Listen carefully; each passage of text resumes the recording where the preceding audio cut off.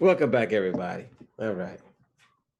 So today, I can set my mic up. Today, we're going to get into it. Because today is the day we're going to talk about. We're going to talk about this so-called reclassification that took place in this country. And all jokes aside, there's nothing to laugh about. It's not even funny what happened here. I mean, and I'm gonna say this, okay? So there's a lot of they gave us Christianity and we gave them our land. And we've been classified by the same people as Black, colored, Negro, mulatto.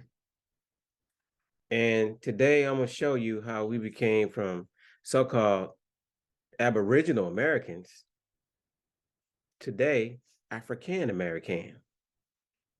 That's right. Over the years, our names keep changing.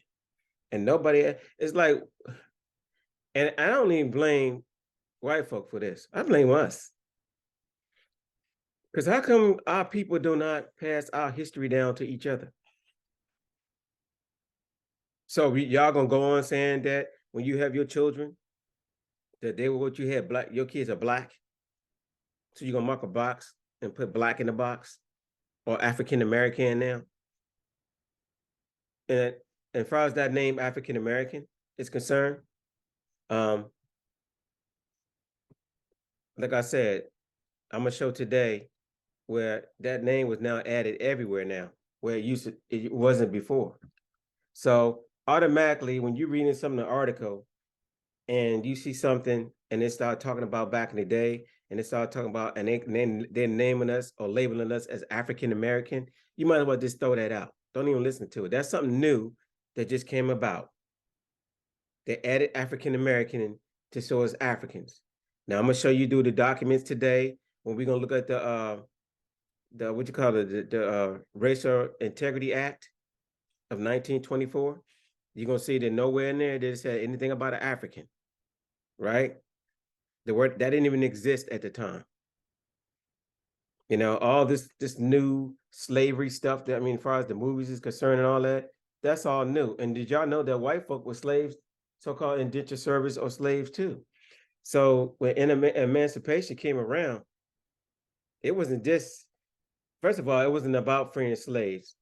And Dan Calloway, he did a very good video on that.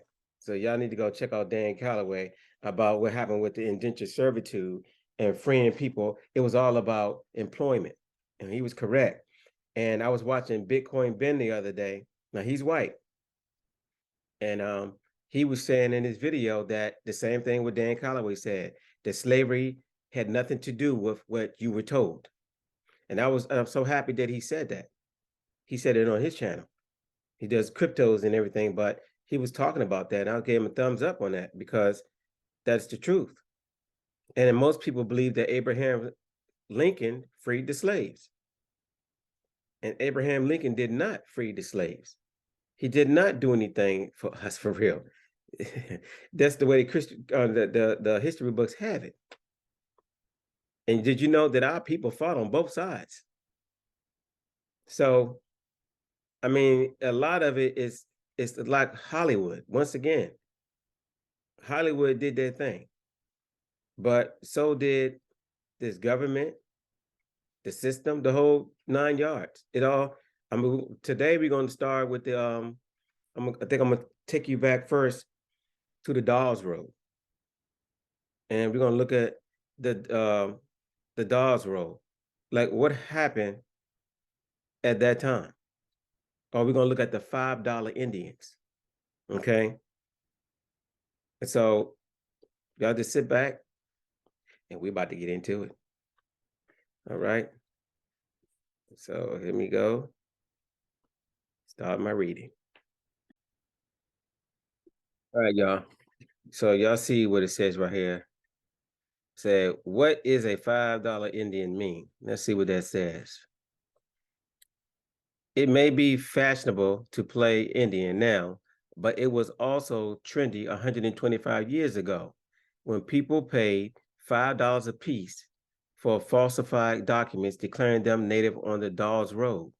These so-called $5 Indians paid government agents under the table in order to reap the benefits that came with having Indian blood.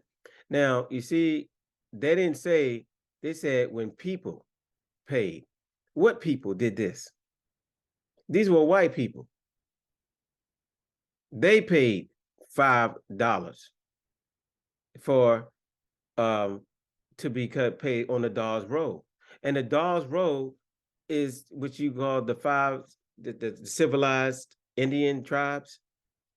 So they set this up so that they saw that the land was being given out to our people and to the people. So therefore, what they did, they wanted a piece of that.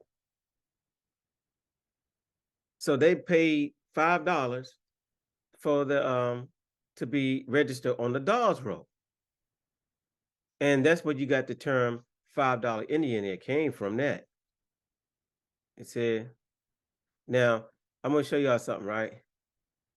This is what they try to play the game. How many $5 Indians were there?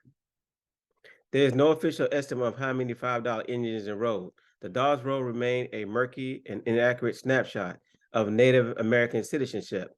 In the 2000 census, the number of people claiming Cherokee ancestry was 3 times that of the official tribe enrollment. So as far as these people, they don't know how many people actually signed up on this roll, on the Dawes Roll. And Dawes was actually a guy. I forgot what's his name. Anyway, but I'm gonna show y'all something too, right? So I'm gonna put in Chinese Americans, right? When did Chinese American or Chinese people come to America?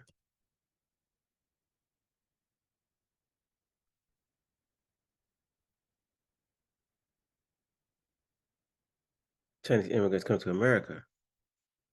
And y'all see that? When did the Chinese immigrants begin to come to the U.S.? Chinese immigration can be divided into 3 periods: 1849 to 1882, 1882 to 1965. Okay, I want to talk about the present, but they came back in the day because in the 1800s,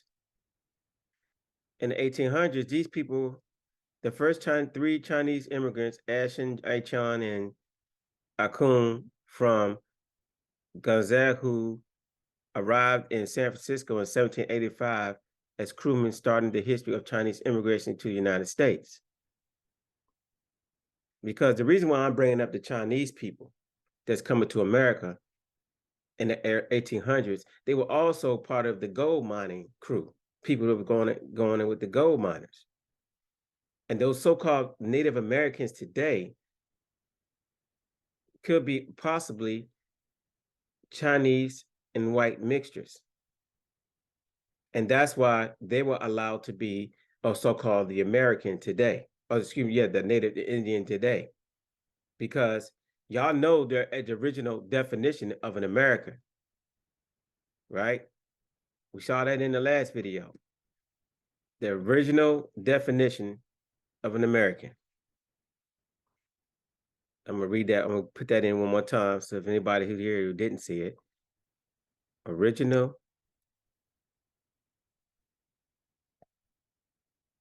definition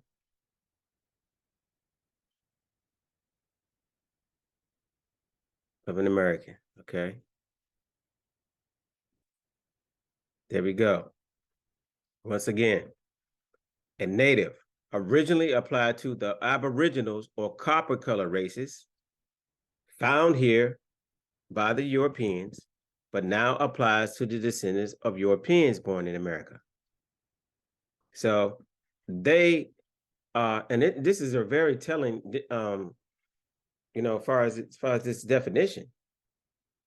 It now applies to Europeans. They are the Americans today. And it's not us. It's not the copper color people anymore. See, it's not people that color. but it's now look like this guy on my screen. He's an American. I'm not. I'm African, according to this now.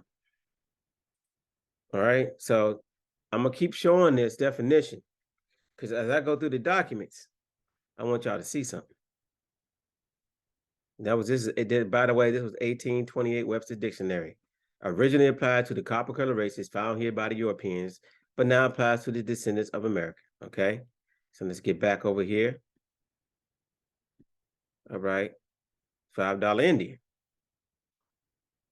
Okay, let's read a little something on these people. And then what I'm gonna do, I'm gonna take y'all to the video because I want to show y'all something. All right. So where's the Dawes Roll?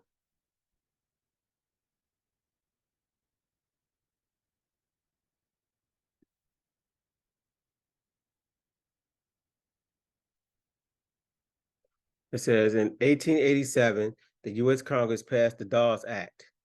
The Dawes of Massachusetts. The law regulated land rights on tribal territories in the United States. It converted the Native American traditional system of communal land ownership into the private property land ownership we are all familiar with today. Because it could convert the land into private property, the government had to determine which Native Americans were eligible for property allotments. You see that? That's telling words right there. Before it could convert the land into private property, the government had to determine which Native Americans were eligible for property allotments. So it was up to them to say, okay, these people are Native Americans, but you're not. You can be one, but you're not. So they had the right to choose that who had rights allotments to the land versus somebody else who could not have allotment to the land. It was up to the government. For this to happen, the United States government had to make a criterion of what makes a person Native American, therefore eligible. The U.S. government also had to make an official list of who was Native American. This list became known as the Dawes Rolls.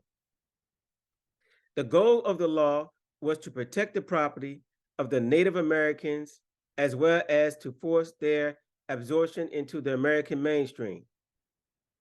A side goal of the act was to open up the remainder of the unused Native American tribal reservations lands to white settlers for a tidy profit.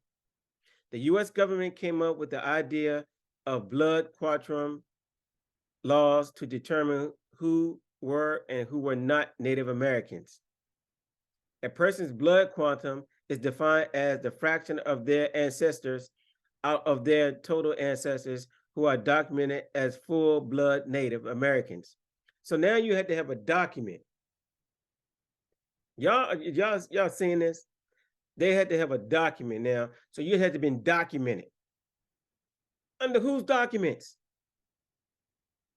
Was the people documenting before the Americans got here? You see how arrogant this is?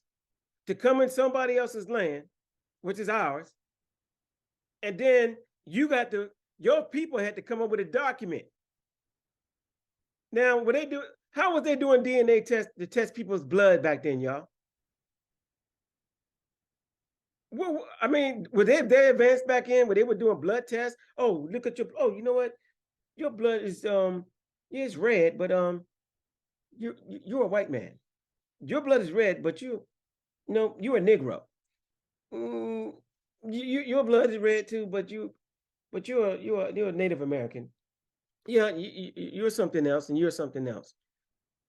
You see the game? Like, who gave them the right to determine who somebody is? How do they determine who gave them an audacity to make determination of telling somebody who they are when the people already know who they are? You know who you are. Your family knew who they were. If they was indigenous to this land, you already knew you was here. So how's a newcomer who did this guy here, because they haven't been here that many years, now they're going to try to determine who's an American and who's not. Now, we just read the definition of America. When they got here, who did they see? They saw the copper color Aboriginal people. They were the people that were on this land, that which is us. The only newcomers was them. So how are you going to determine by blood who was who? But let's read it again. A person's blood quantum is defined as a fraction of their ancestors out of their total ancestors who are documented as full-blooded Native Americans. For example, a person with a parent who is full-blooded Native American and another parent with no Native ancestry is considered one half Native American. So the person, now how did the other person get no Native ancestry?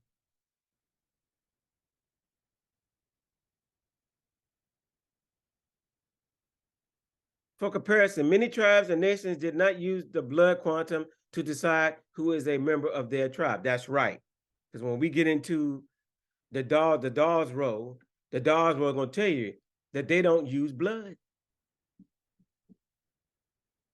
They don't use blood till today.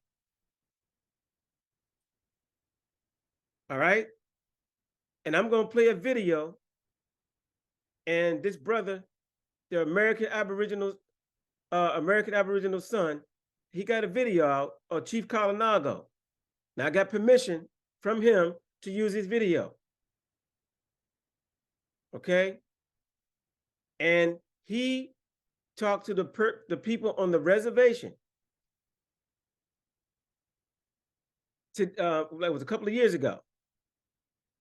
He talked to the people directly, and y'all gonna hear the conversation of what took place. Okay? So I'm gonna play that video later, but first I want to finish reading some of this. All right? Here we go. Okay. For comparison, many tribes and nations did not use blood quantum to decide who is a member of their tribe.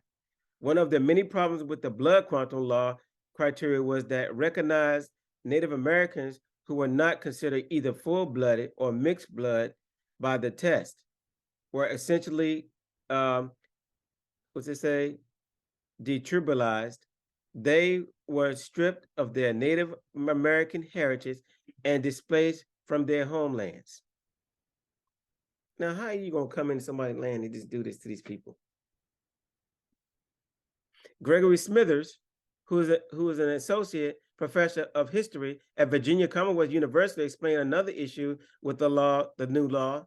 He stated there were opportunistic white men who wanted access to land or food rations. These were people who were more than happy to exploit the Dawes Commission and government agents for $5. See, I wasn't being racist. I know some of y'all probably felt that when I said that, but it was white men. It was white people. And I think we looked at, now $5 today from back then, I think it was like $154 or something like that. So I have to go look that up. I might do it after this and see what was $5 in 18, how much was $5 worth, the value of $5 in 1897. So that was a substantial amount of money. See, we're looking at $5 today in our currency, but it was a lot of money back then. Let's keep going. So what did they do? These were people who were more than happy to exploit the Dawes Commission and government agents for $5, were willing to turn a blind eye to the graft and corruption. In translation, white men with a hunger for more land acquisition paid corrupt government agents $5 to register on the Dawes Roll. They and their offspring, therefore, were fraudulently enrolled in Native American tribes and got access to land allotment benefits that came with the designation. This is when the term $5 Indian comes from. And these are the same people that you see that's playing on Indians today. Many authentic Native Americans didn't trust the U.S. government. Many authentic, see, we didn't call ourselves Native.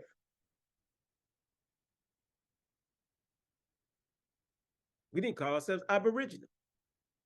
We had tribal names, right? We didn't call ourselves copper colored. We didn't call ourselves Negroes. We didn't call ourselves black. We didn't call ourselves mulatto. No, we didn't do none of those things. That's what they called us. Those names were given to us. And somehow we were blacked out of everything. Because remember, I just read to you, the government chose who was allowed to be a native and who not. So what happened to the copper colored races that were found here by the Europeans? Where are they?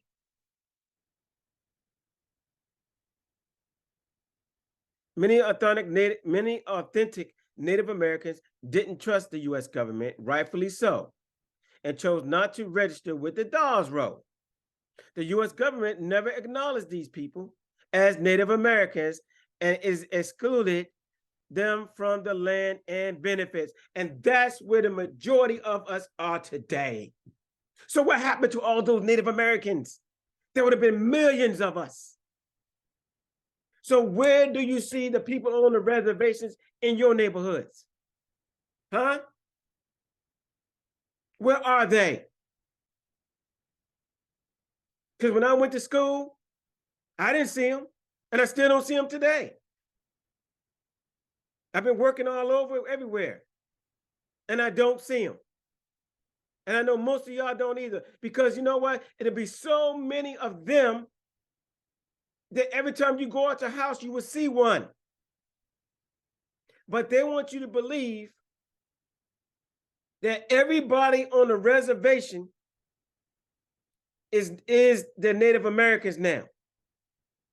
And I'm gonna prove to y'all that the 5 civilized tribes is a government organization. So it's part of the government. It's part of the United States government. So here's the United States government. Here's the 5 civilized tribe organization. And if you're not on the, if the United States government did not put you with the 5 civilized tribe, if you're not on the Dawes Roll, then you're not an Indian, according to the United States. So, and I know this personally, so when you go fill out a box, you know, when you go to the job, there's black, there's Caucasian, there's white, and other, and Native American.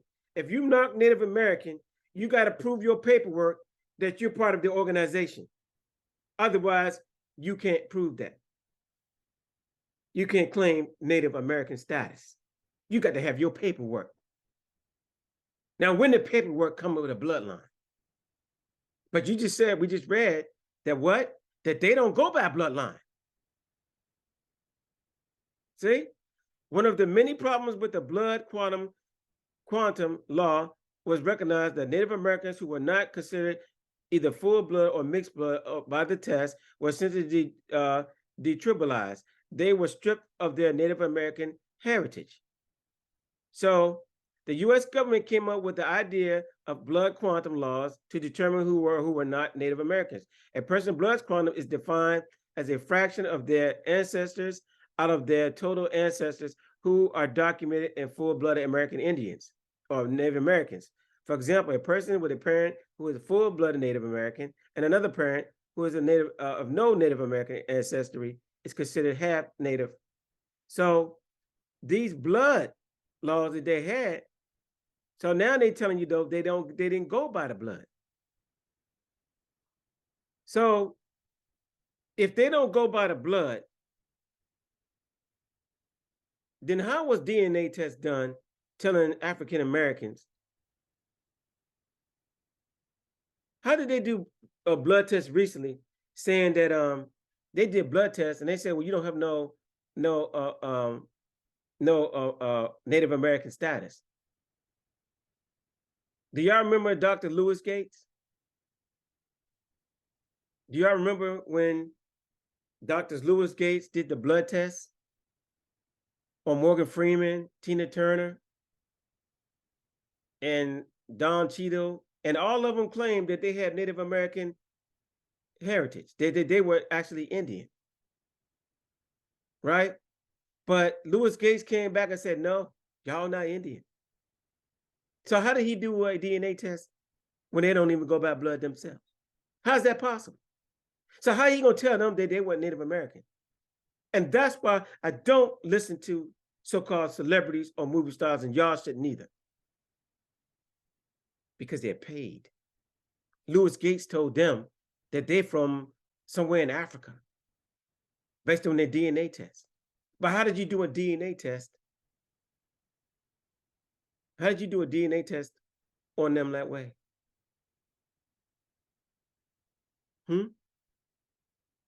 How did you do a DNA test on them? Anyway, it's ridiculous. But they didn't go by the blood. So how'd you do a DNA test then? Because, and if you tested these people, of course, if they tested these people's DNA, then none of them would match with these people. We just learned that a lot of white folk went in there, and their blood, that if their blood is their other paper, then it won't match with these people. And what if they use Chinese and white folk over there? And I'm the reason why I'm saying that. So, of course, now if you test me, I won't match with these people on the reservation today, but they're not Indians either. And it was a big hijack, y'all. The US government never acknowledged these people as Native Americans and excluded them from the land and benefits. Because of the Dawes Act, Native Americans owned land decreased from 138 million acres in 1887 to 48 million acres in 1934. Hold up, stop. Okay, see, even that, you see the hijack right there, y'all? Did y'all see the hijack? How are they gonna tell the people who was already here how many acres they owned? They owned the whole country. You gonna tell me they only owned 138 million acres? The whole Americas, and from Canada all the way up, all the way down was America, with the people that belong this land. What people told you, you know what, we own 138 million acres? Huh? How they gonna tell them how many acres they own on this country when they owned the whole land before they got here? You see the arrogancy? Anyway, man, this makes me millions of acres in 19 and whatever. Because of the Dawes Act, Native Americans owned land decreased from 138 million acres in 1887 to 48 million acres in 1934. 90,000 Native Americans were made landless. It was more than that. It was more than that. Because the real indigenous American is landless today. And like I told you in the last video, the real reservation is the what? Projects. And they in every city. That's what happened to all the millions of Americans, y'all. And it's just plain common sense. How can less than 90-something thousand people turn into all these people that look like me all across this land, full of in the ghettos and everywhere else? But that's what this video is about. Because we're going to get into all that. I'm going to show you how you was misclassified or reclassified. Not just the land was reclassified, the people were. To the point now there's somebody else today. The Dawes Act had a horrible permanent effect on the Native Americans. The law legally preempted the sovereign right of Native Americans to define themselves. What? to define themselves. Now, who got that problem? To define themselves. I can't define myself today. I can't.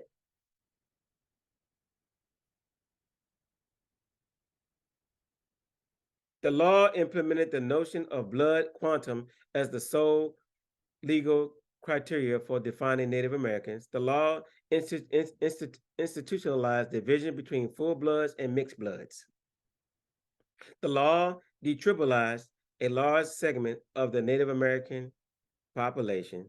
Last but not least, the law gave U.S. government the right to legally sell large tracts of land, tracts of Native American land.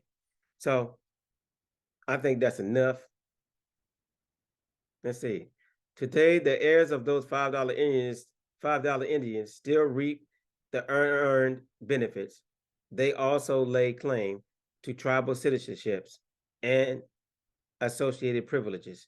There is no official estimate of how many $5 Indians enrolled. The Dawes Rolls remain murky and an inaccurate snapshot of Native American citizenship. In 2000 census, the number of people claiming Cherokee ancestry was 3 times that of the official tribe enrollment. Okay. And see, the Dawes Act, the origin of the term $5 Indian. All right. So I hope y'all learned something from that right there. Now I got a couple of videos I want y'all to see. And before one of these videos is going to be Dane Calloway. So I don't want to take nobody's content as my own. But Dan Calloway did this video, and I'm going to give him the credit. And a lot of people who do the videos that I play, because to me, that is a bridge, right? All of us are working on the same goal, correct? So I'm going to give that man his due. No, I take that back. Dan Calloway and his wife, okay? I'm not going to, Dan and his wife, because his wife is right. She's been right there the whole time. If you watch Dan Calloway, he's always talking about his wife. His wife is right there with him. And I think she needs to get the credit that she deserves as well. So shout out to her. And I'm gonna shout out everybody, who I use, because this ain't a thing that I'm doing by myself. Because all of us are putting information out here to wake the people up, to show the truth. Okay. So y'all I'm going to play the video now. This is going to be one of Dr. Claude Anderson as well. See what he got to say. 1895, 1896, when a lot of the whites found out the benefits that these Indians, that these blacks were going to be entitled to, a lot of whites went to the Dawes Commission and say, look, why don't you put my name on there?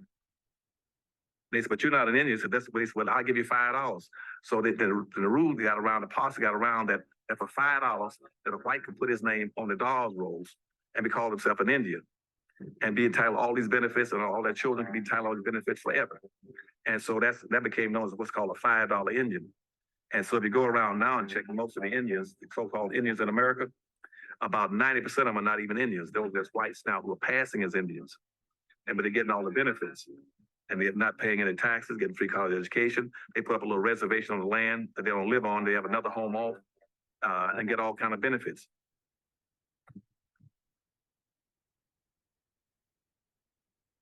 Iron Eyes Cody was another famous Native American person.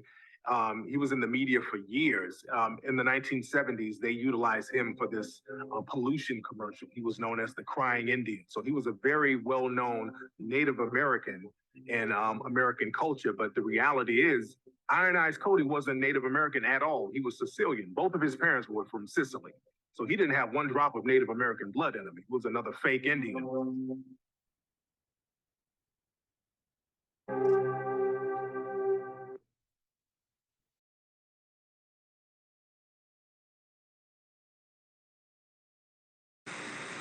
The actual Indians, or rather known as the American Aborigines, have since blamed the government for the mismanagement of a trust in their names for well over 120 years, and now the U.S. government owes them tens of billions of dollars.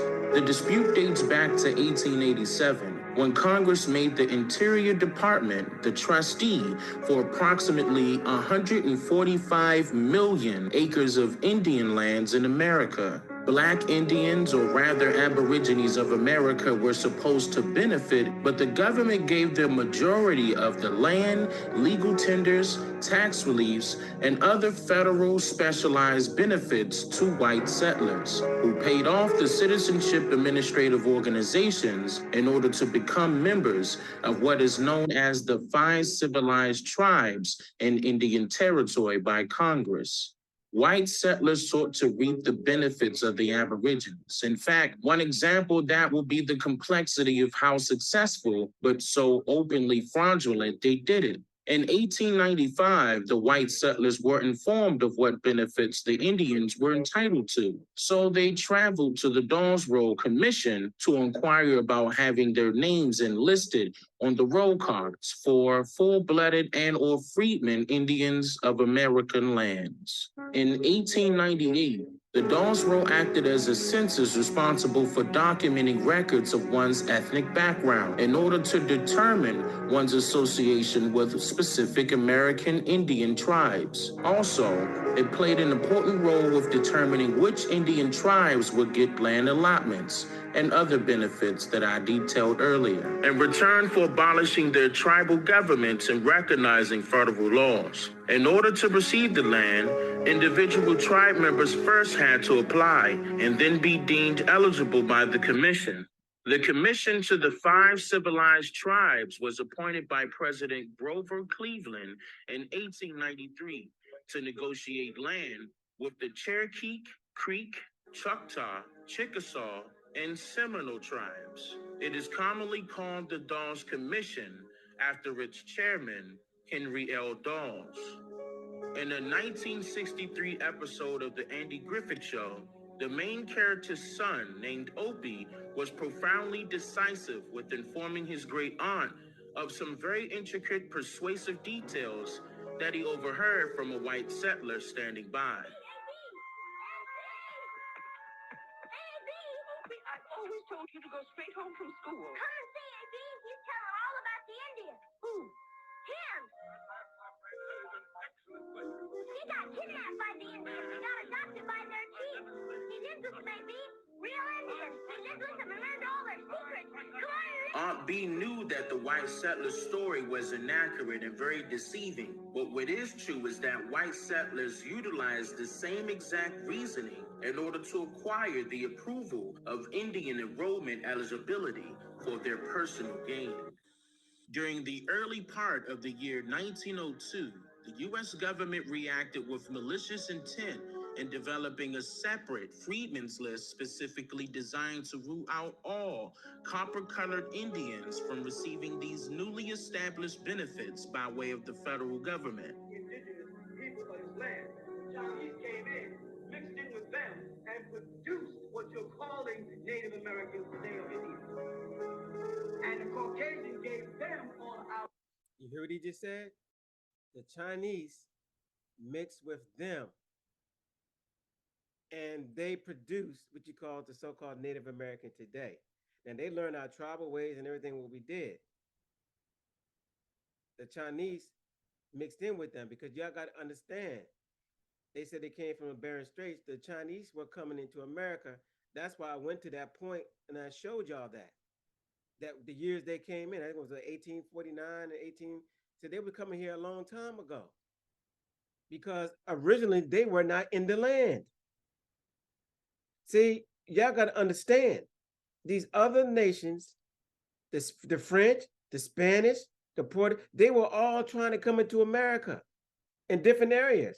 That's why people in Mexico and Puerto Rico, they speak Spanish because the Spanish went to those areas. The French went to a certain area. The English went to a certain area. The Chinese was there. They were looking for gold, y'all. Gold. But they mixed in. And it was a brilliant plan they came up with to make these people the Americans. And remember, I'm going to show y'all this is a government organization. I'm going to let the video play. Right. Now they walk around saying Cherokee, Choctaw, Shinnecock, Cheyenne, and we're walking around saying African, African, African. What is also important to note, the U.S. government listed all full-blooded indigenous Aborigines of America, mainly all of the Indians who they thought had African-like features, as black or colored, as their classification of race documented inside of the 1900 census.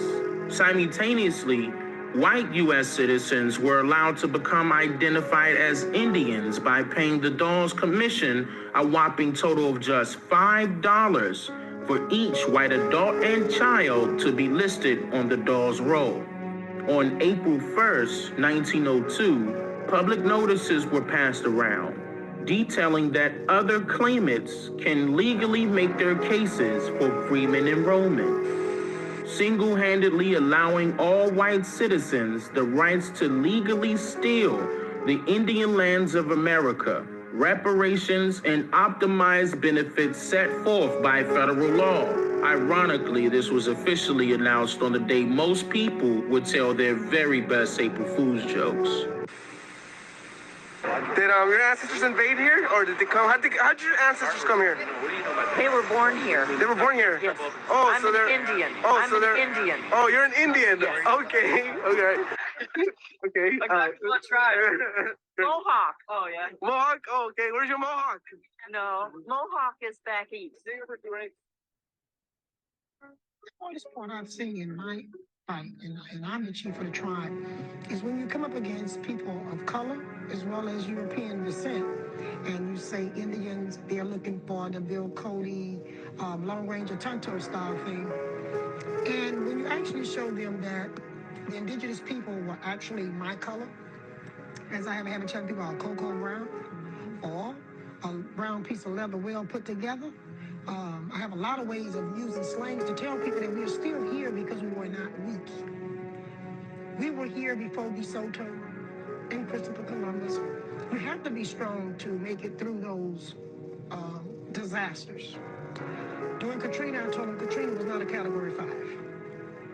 My people had came through some Category 5s, and we survived them. So Katrina, to me, was going to be an easy thing to survive.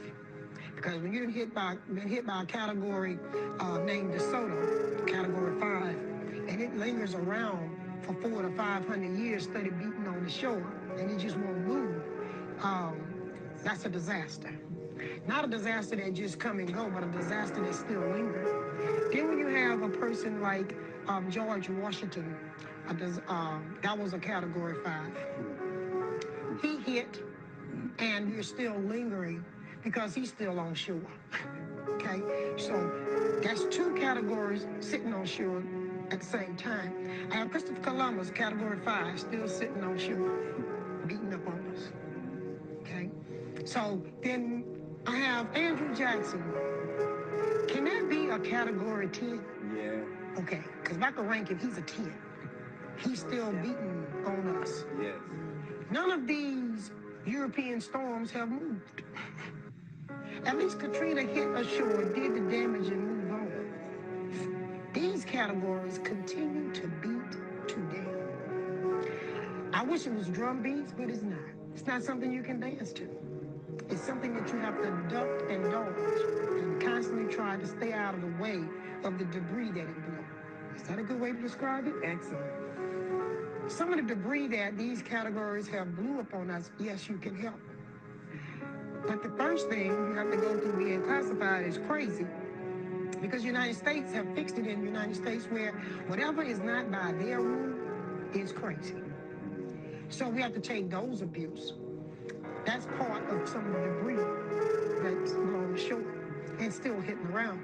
A lot of the universities don't know about us because when they did write the truth about us, it was covered in the basement.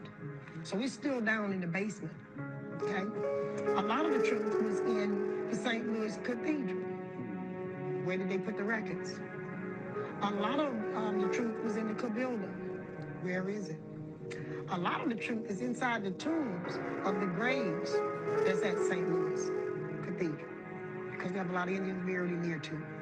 The bricks that built St. Louis Cathedral, my people made those bricks. The bricks that built the tomb and the older graves came from my people. Those categories was not only able to blow debris, but it was also able to cover things up. Like Katrina blew a lot of rubbish that covered up things. You know, that sludge that was left in your house and on the ground. Some of the sludge of this storm that I have to deal with is, am I this color as an Indian because of African descent? Or am I this color because this is the color of my ancestors?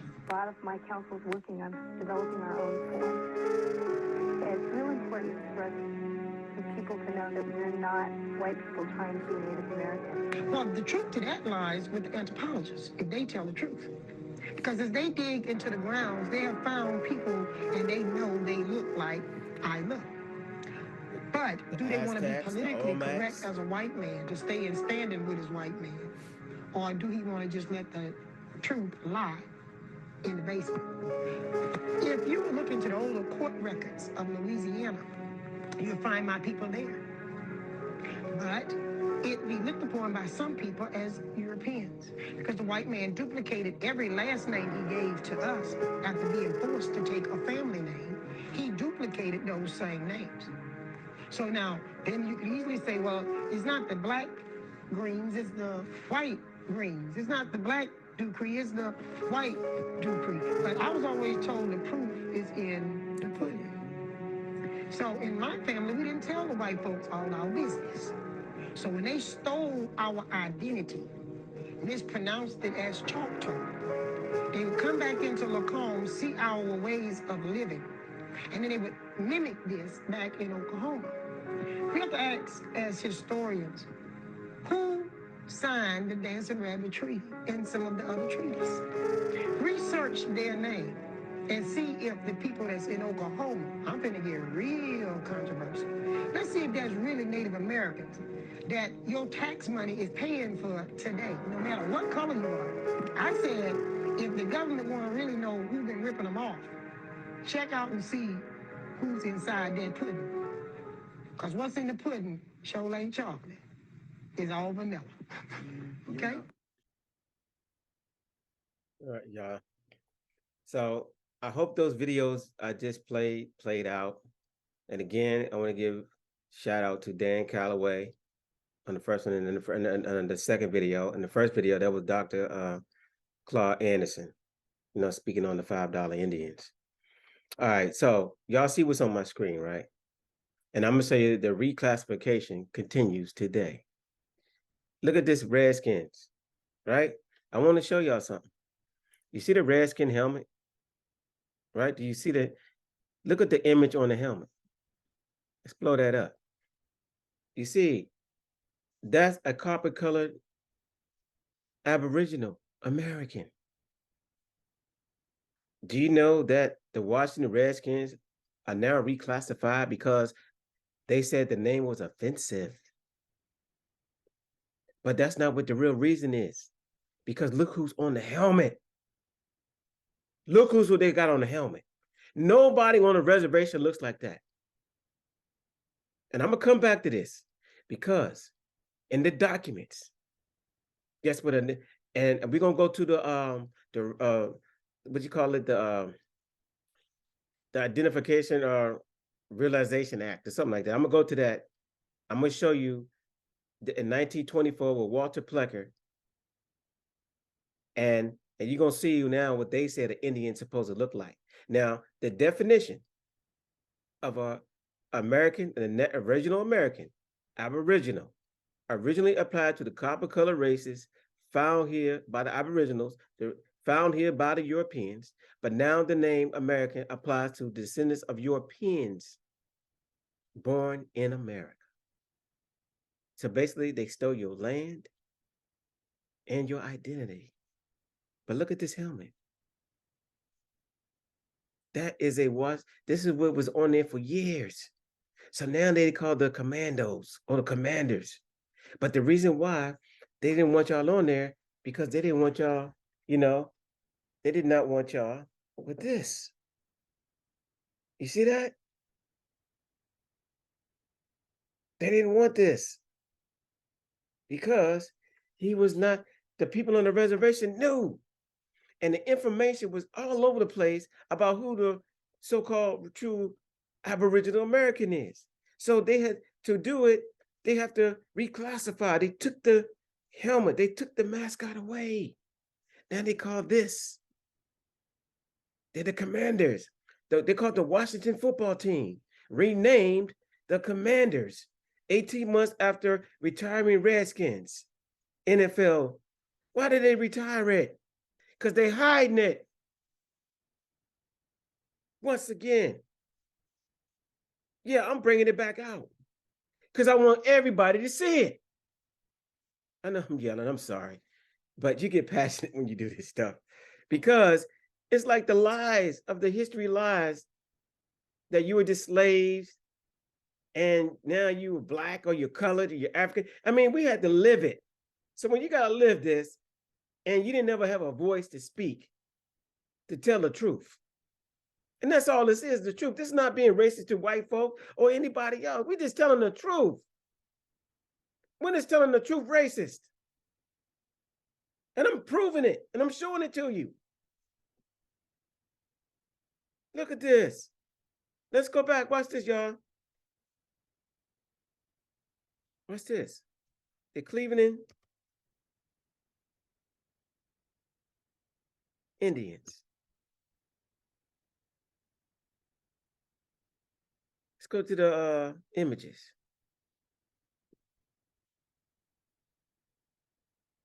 The Cleveland Indians. Y'all want to see the original ones though? Huh? Let's get down to the original ones now. Watch this. You know what they used to call them, y'all? They used to call them the Cleveland, the N-word. Look at that. Watch me type it in. See? Cleveland. Watch this. Watch this. Look, y'all. Cleveland, the Birmingham niggers. Did I make this up? Is this mine? No, look at this. See? That's what the color of our persons was for real. Our people were.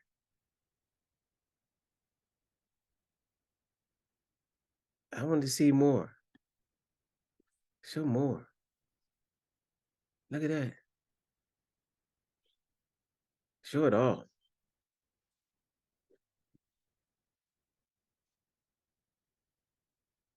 Look at that, y'all. See this? Undoubtedly, the Cleveland Indians logo. See? What's that saying? They're one and the same. See?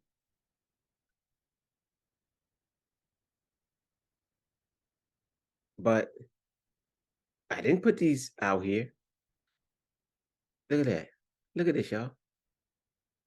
See? It was the same thing. Look. Chief Woohoo, Cleveland. Now, where is the so-called Native American at, y'all? The one that they have today. Look at the skin tones that they portrayed upon these things. But now it's changed. They lighten it up over time, but they were called the Birmingham niggers. Ain't that something? And so I didn't make this up. It's not my stuff. It was here before I was born, way before me. So they know the truth, y'all. Look at this. Nigger. See? A dark-skinned person of any origin in early U.S. usually referenced to American Indian. Do y'all see that?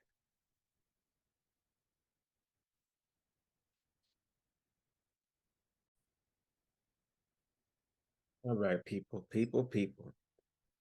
All right, so now I'm going right here.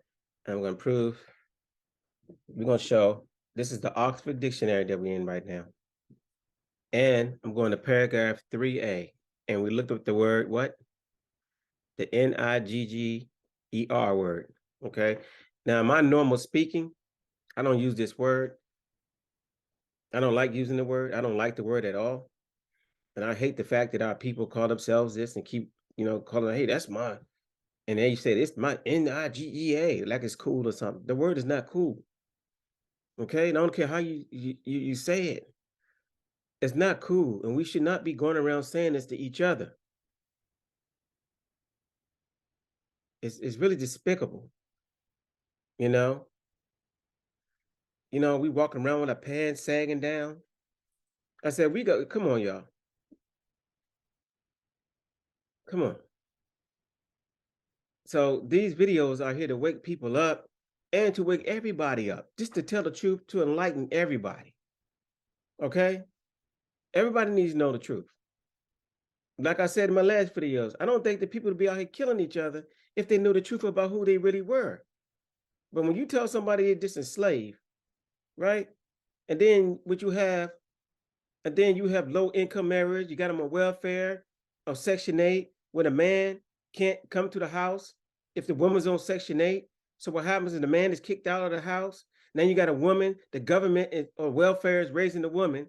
That's the new man of the house. And the man can't come in the house, because if he's in the house, then the lady, she loses the house and everything. But we shouldn't be on those programs in the first place. We should be getting off of that crap. Y'all know, y'all heard it. I don't know if y'all heard in the news, they trying to stop the Section 8 and some of the Medicare stuff now, and the food stamps. And it's true, they still bringing immigrants into America. And that's fact. Now, these other immigrants are bringing immigrants into America.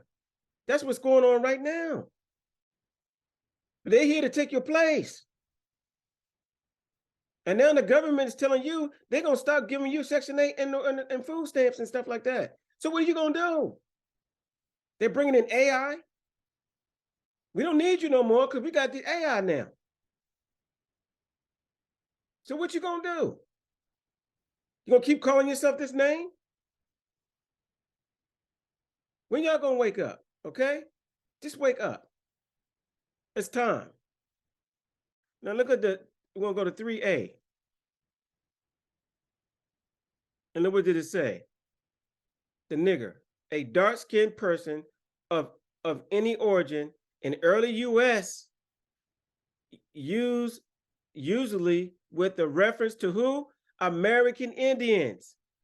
Usually offensive.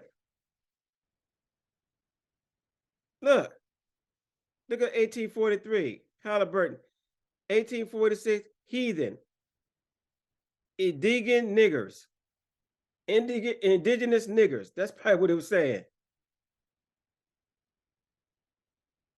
So, but they're showing you that of any dark-skinned person, of any origin, was a nigger. And in the U.S., listen, y'all, in early U.S., with the reference to the American Indians. So there were dark-skinned people all over the world. Look right here. Look, we came here in the Philippines to lick the niggers. See?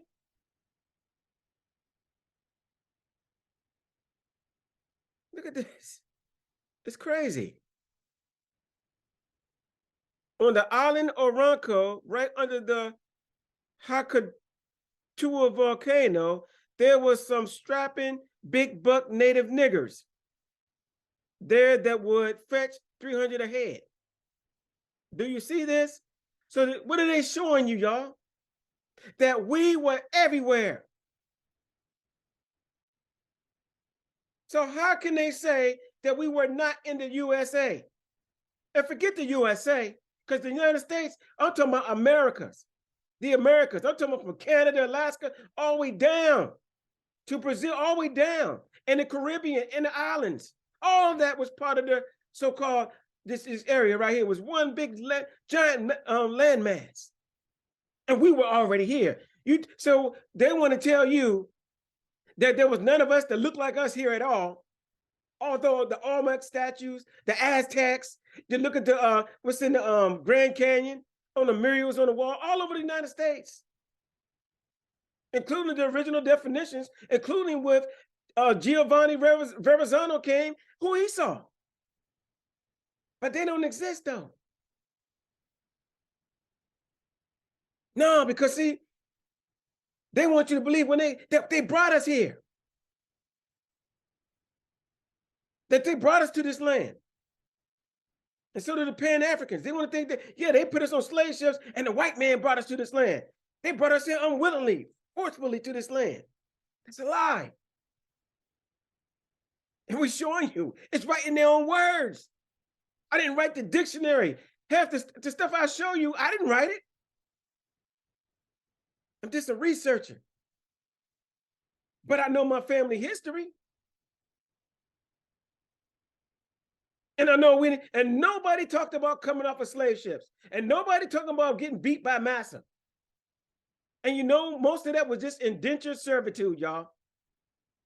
That's all it was. But it's a lie.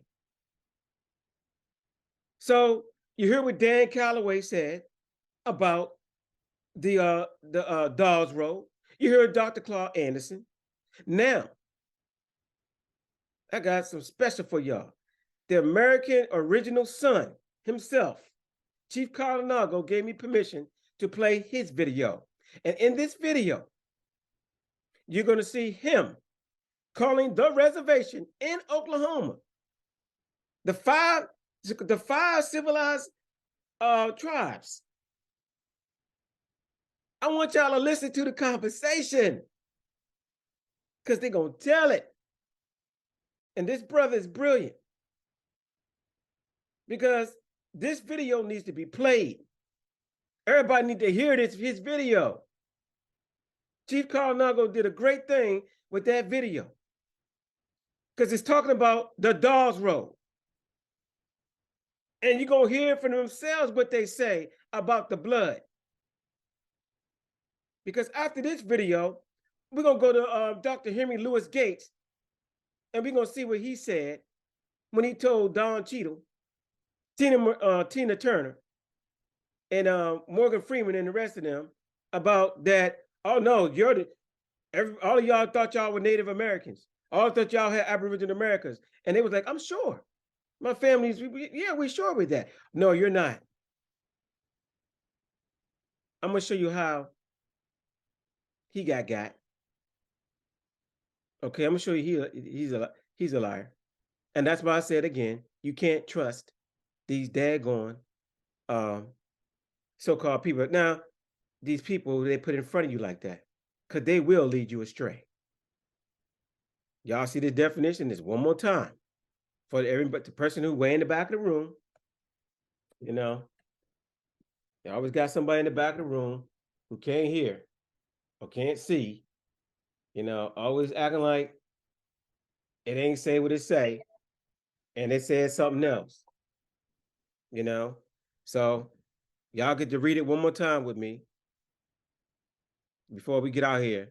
It says, nigger, a dark-skinned person of any origin. But check it out. In early U.S., though, U.S. usually with reference to American Indians. So what are they saying? That means if the so-called niggers was in the tropical islands, and the niggers was in the Philippines, and the niggers was all over the place, all of a sudden y'all brought us here? Really? That's not what this says. So where are these people today? That's all I want to know. Let me stop talking because I'm going to keep going. So I'm going to go get to this video. Chief Calloway, the American original son, he has a YouTube channel. He's on YouTube, and so is Dan Calloway and his wife. Y'all please go check out these brothers' channels for further information about who we are. There's more people out there. There's Chief Peanut. Shout out to him. Untouchness one. You know, there's so many of them. Channels out here. I can't even name them all. I don't want to miss. I hate missing people, you know. But a lot of people are now coming out to the truth and spreading this stuff. That's why they took that redskin helmet away. See, that's why they got to put African American in all the books. But I'm going to show y'all that at the end of the video. But President, the last time, so we still being reclassified. Now they just reclassified the Washington Redskins because they didn't want y'all to catch on to that. Well, I just brought it out. Okay. So they don't want y'all to catch on in the history now. So Obama went in there and he went in there and changed everything. So now he put African American everywhere. All the history, he went back and he gave them permission to go back and change everything. So now when our children go to school and they read, guess what now? Well, you should say colored or Negro or mulatto maybe or Indian. See, I'd rather have those names there than African American. Why? Because when you are African American, what is that saying? That's saying that we brought you here. That's giving you, when you call yourself an African American, you have no rights to this land. I hope y'all understand that. If you call yourself an African American, you have no rights to America. And that's why that's one reason they want you to call yourself African American. And they want you to call yourself that. And when you mark a box, they want you to mark the box African American. Because then they can kick you out of here. Think about that. But you're not kicking me out. Because I know who I am. And I know my father, my grandmother's still alive and she's in the 90s. We know who we are. You know what? Your family reunions, it's like you're having your little powwows. No, we always have family reunions, don't we? Families get together. That's what we do. And when you got your family reunion, nobody's talked about, we asked the question direct to the elders. And none of the elders, no, we weren't slaves. No, we never done, no, we don't know nothing about that. Exactly. You're African? No, we ain't no African. But see, we don't have a voice in the media. The media is not going to listen to us because all the politicians that look like us calling us African American. All the movie stars calling us African American. Henry Louis Gates said African American. Right? That's all I hear. African American, African American, African American. Just made up, we two continents now. African American. When you turn your news on and they talking about an African American, how come they're not talking about nobody white? How come, they got so-called Afrikaners that come over here, they white. Are they African American? No, you are. See, African American is a status, just like black is a status. And black has no status. And when you do the treaties and stuff like that, the only thing they ever made treaties with was the American Indians in the paperwork. So if you say you're black, they blacked you out. Anyway, let me get to this video because I'm gonna keep talking. All right, everybody. So this is the video I was talking about. This is the brother right here. This is America original son, Chief Kalanaga. So I got permission from him to play this video. This is a good brother right here. And I want y'all to listen to the video because this is a real conversation that he had with the Cherokee Nation. I want y'all to pay close attention.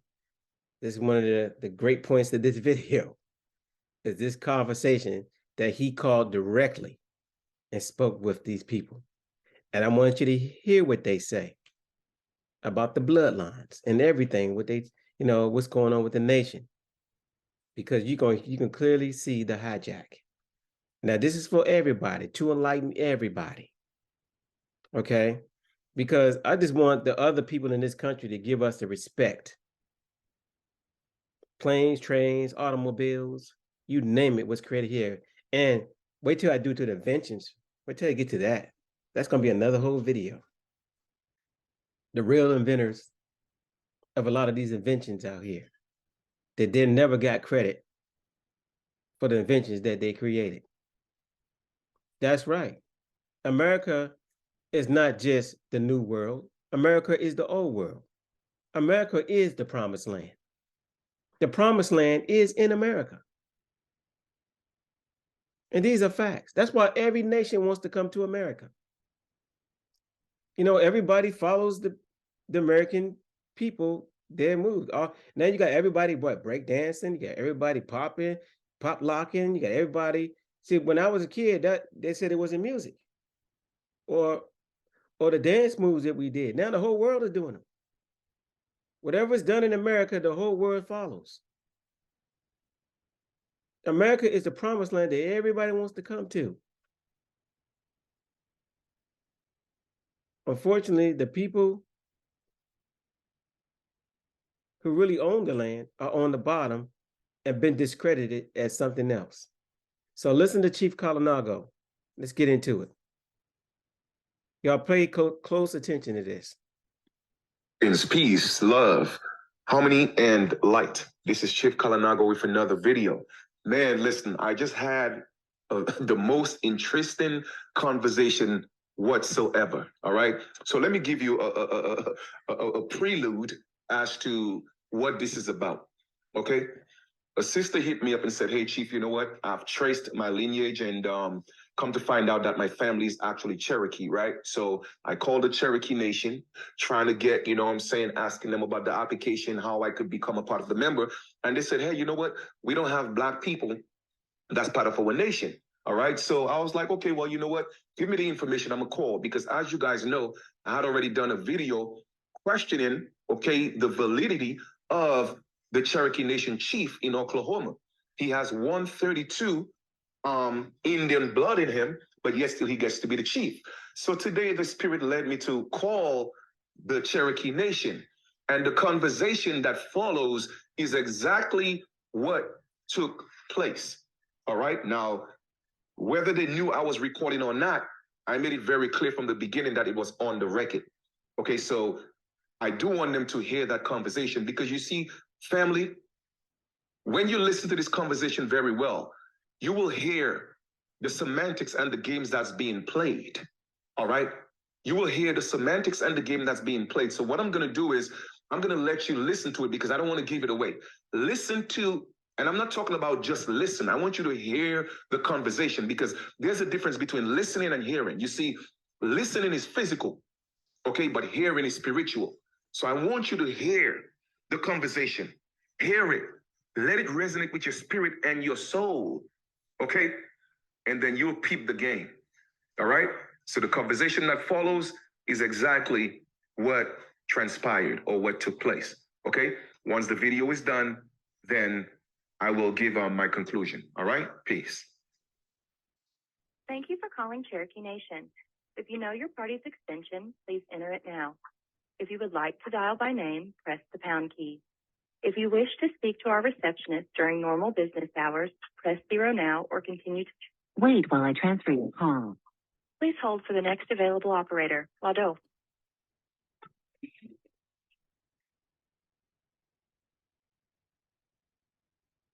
Cherokee Nation, may I help you? Yes, good day. How you doing? Good. How are you? I'm doing absolutely beautiful. It's a beautiful day. Just have a couple of questions, to put on my records, or in my record rather. I know you guys a Cherokee Nation located in Oklahoma, correct? Tulsa, Oklahoma. Okay. And what is the name of your chief? Bill John Baker. Bill John Baker. Okay, beautiful, beautiful. Okay, so I'm also Cherokee as well. So a quick question. Do you guys have any Cherokee members that are of the the dark skin, dark browns, the so-called black, so-called African American members? Hey, I'm not sure. I'm going to transfer to registration, okay? Say that again? I'm going to transfer you registration. Yeah, I appreciate that. Thank you. Thank you. All right.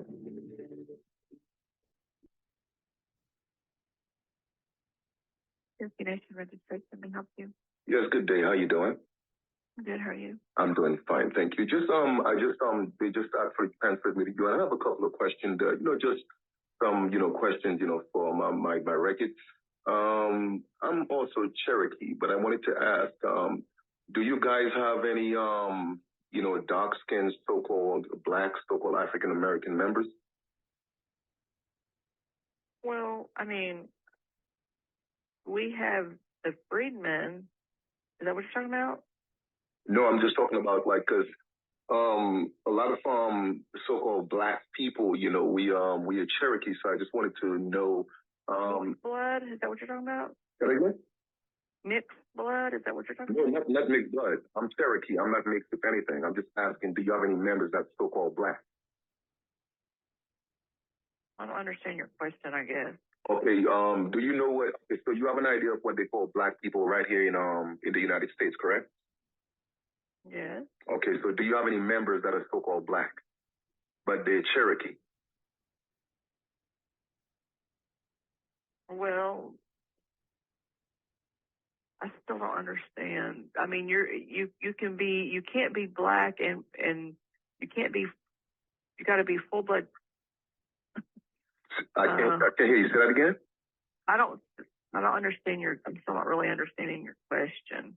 Okay, so, all right. So how do I qualify to be a member of the Cherokee Nation? You're saying you're Cherokee, but you're Black. Yes. Well, people consider me to be Black, but I don't call myself Black because I don't look Black. Black is black. It's a color. I'm not a color. So, what do you mean? I'm brown. I'm brown at the top of tone. I'm not Black. Okay, but that doesn't. You still have to prove what your race or your ethnicity is by your. We use what is called the Dawes Rolls. Okay.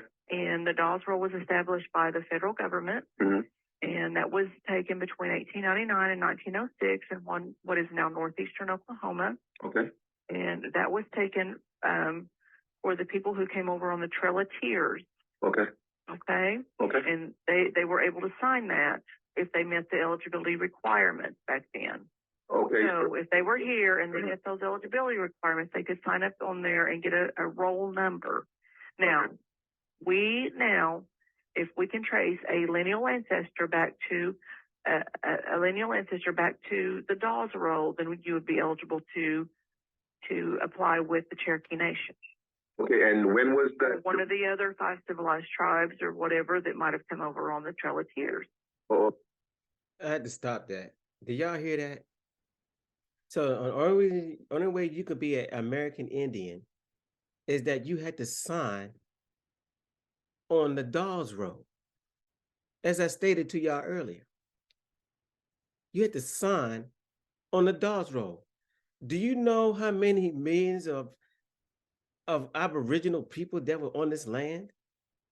How did all the people? So if you didn't sign on the Dawes Roll, you were left out. Remember, we read that back over there, right? So if you didn't sign on if you're not part of their organization, as I told you last time, then you are not an Indian. So now you got to go through the proper paperwork. And you see how she was avoiding his question. I mean, he was very clear when he asked her. He wasn't being hard. He said, do you have anybody that look like me? She couldn't understand the question. So all the viewers that's watching this video, y'all know how clear he was. That was not a hard question. And she knew what he was asking. If she didn't know what he was asking, then she real dense. But she was avoiding what he was asking. So let's continue the video. Okay, I get that. So when was that Dawes Rolls taken again? In 18 what? 1899 through 1906. Okay. So I could trace my family here in the Americas way before 1806, but we don't need to go back that far. I said 1899 to 1906. So what happened We're looking at about 7 years. Okay, so what happened? We're looking at a 7-year time window. What I'm asking is, what happened to those of us who didn't, partake in the Dawes Rolls period, Okay, then you would not be eligible. you wouldn't be eligible, even if I'm American Indian. Right. You had to sign up. Your ancestor would have had to sign up on the Dawes Roll. Okay. And you said so you're okay. So your chief is I think 132 Cherokee, right? Correct. Mm-hmm. So Possibly. well, that's what it says, because I've done some research, because I've been trying to connect back to my roots, right? Okay. So if your chief is 132 Indian, then what is the other 32? Because if he's only 1%. We don't have a blood quantum cutoff. We don't have a blood quantum. It all goes back to if you can prove if you had a lineal ancestor that signed the Dawes Roll. That's what we use. Okay, so stop right there. So how in the world did Henry Louis Gates do a DNA test on Morgan Freeman, Tina Turner, Don Cheadle, and I forgot the guy that played on that hospital show? They told him that they were Indian, and he told them a lot of so-called Black people, African Americans, think that they're Indian. Now, why did he? I'm not going to go to that video yet. We're going to show that video because this is hard. I just want to get through this one first, but I got to show that video. You just heard her. They don't go by blood. They go by who was on that Dawes Roll. So how can he get a DNA test in today and test them and say, oh, no, you don't have any Native American in you? And you know what? If he tested these people, they wouldn't have they wouldn't have the same bloodline. Because these ain't real, these are not the real American Indians. The real American Indian is sitting on my computer screen. So all the millions of people in that 7-window period that did not sign up on that freaking Dawes Roll, that means they were left out. What about the ones who's way in the backwoods, the ones way over there, and the ones way over there? One of them never heard of the Dawes Roll. So what are they called now? Oh, we're going to get into that. Because we're going to Walter Plecker. Anyway, let's get back to the video. We exposing this today, y'all. Can prove that. But essentially, even if I'm full-blooded Indian, because I'm a full-blood Indian, all right? So even if I'm full-blooded Indian, because I wasn't on the Dawes Rolls, or my family wasn't on the Dawes Rolls, that means I cannot be part of one of the 5 tribes, correct? Well, if they use the Dawes Roll, no, we didn't. Civilized tribes use the Dawes Roll. Okay. Now, other tribes use different things as far as their eligibility goes. Okay. But we happen to use the Dawes Roll, yes. Oh, wow. I mean, to me, that's a little bit, I mean, I know it's nothing that you could do about it, but it's a little bit unfortunate because, again, my ancestors have always been in the... That's what happened in the history. That's what happened way back then, and there's nothing we can do about it now. You know, that's what happened back then, and that's what, you know, they had the freedom to choose if they wanted to sign those rolls back then. Some people did and some people did not, but they weren't forced to sign them. You see that? Who gives you the right to come to this country to set up your little rules and regulations on top of the people that was already here? And if they didn't sign, they're not an Indian now, based on what you're saying. Who gives y'all the right to do that? You step foot in somebody else's land, and because they didn't see, let me stop because I'm getting upset. But you see the arrogance in that. That's crazy.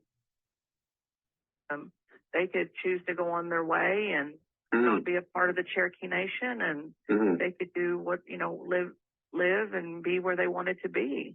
Okay, you know? All right, that's true. I get that from your perspective, but and again, I just need clarification. So I really appreciate the fact that you're taking the time to share some of that information to me. So my next question is, are you aware or do you know that the Aboriginal people of all the Americas with dark-skinned people. Can I refer you to someone else that knows a lot more about this than I do?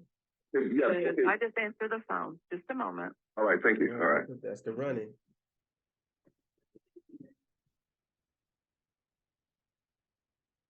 Registration. This is David. How can I help you? Good afternoon. How you doing? I'm doing well, thank you. All right, cool. I'm G. Yeah, so you're the third person I've been transferred to. So I'm just trying to get some clarification, for my to put on the record. I'm Cherokee by blood pedigree. And I was asking, how do you become part of the Cherokee Nation? So is there any way you could give me some information on that? Sure. The process for enrollment with the Cherokee Nation requires an ancestor on the Dawes Commission roll, and that roll was made in 1902 in Indian Territory, now Oklahoma. Okay. And if you don't have an ancestor on that roll, regardless of how much Indian blood you may have, you are not eligible to enroll. Okay, so all right. Therapy for me, I think when the pandemic happened. Right. So I mean, what you just told me is straightforward. So I guess my next question, it kind of makes it a little bit obscure because my family they didn't participate in the Dawes Rolls. However, we have been in America from time immemorial. We've always been here. So that means I wouldn't be able to even submit an application and be accepted, correct? Because it's not done through blood. It's done through. So it's done through an organization and not through blood, correct?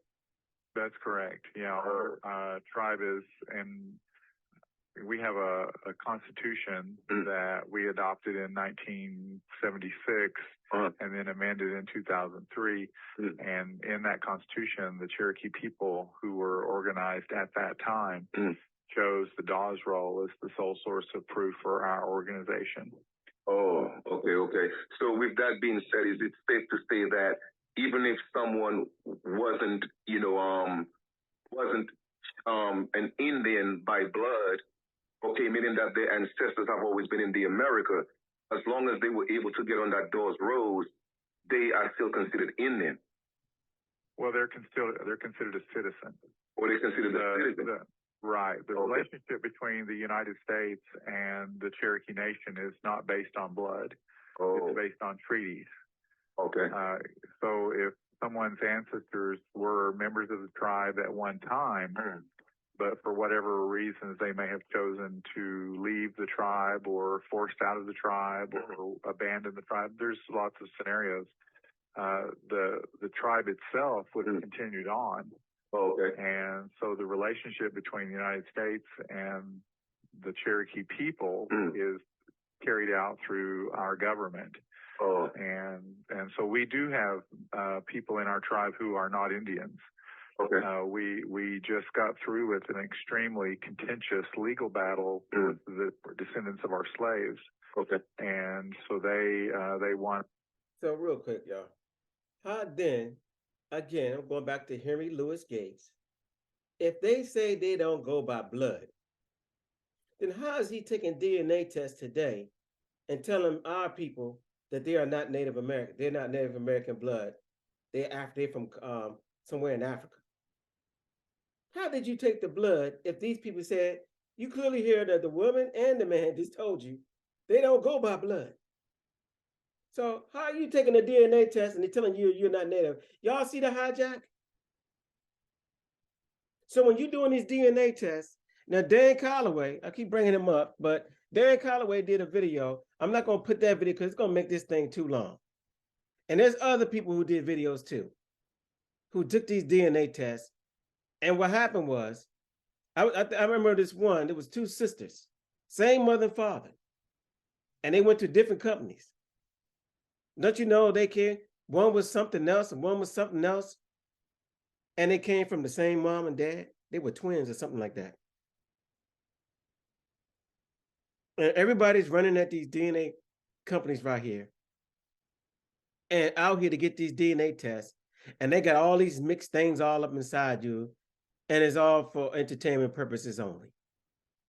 Now, I might just put that video from Dan Calloway in here. I might just show I might decide this video is, I might just show the picture of it so y'all can watch that on your own. And there's other people who did it too. Or y'all can just do the research, go back and look yourselves. Okay, just go look at the videos yourselves. Look at Dan Calloway did one on these DNA tests. Go look at that up. It should be still out there. I don't know the link right now, but I want y'all to go find that. Because how did he do a DNA test and tell these people that they're from Africa and that they have no Native American blood in them if these people told you they don't even go by blood? Do y'all get what I'm saying? So there's another hijack. Gotcha. Henry Louis Gates, you're done. And I don't know if Morgan Freeman and the rest of them are part of the thing to make us believe that no somebody that look like us are now Native American, because we know all in our families. I remember as a kid, I talked to all my friends. They all said they had Indian in them. But you know what? We don't have Indian in us. We are the Indians. That's a fact. So that's why they all said it.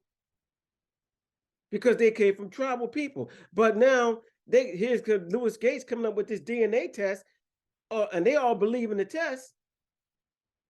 And the test is, now we're showing that the test is false because the people themselves tell you they don't go by blood. On a federal lawsuit and are now enrolling as members of the tribe, even though some of them have Indian blood, some of them don't.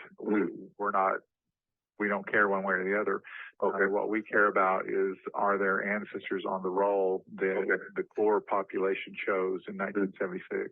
Okay. That they are. Okay. And, you know, we have people on our roll that are on there by fraud.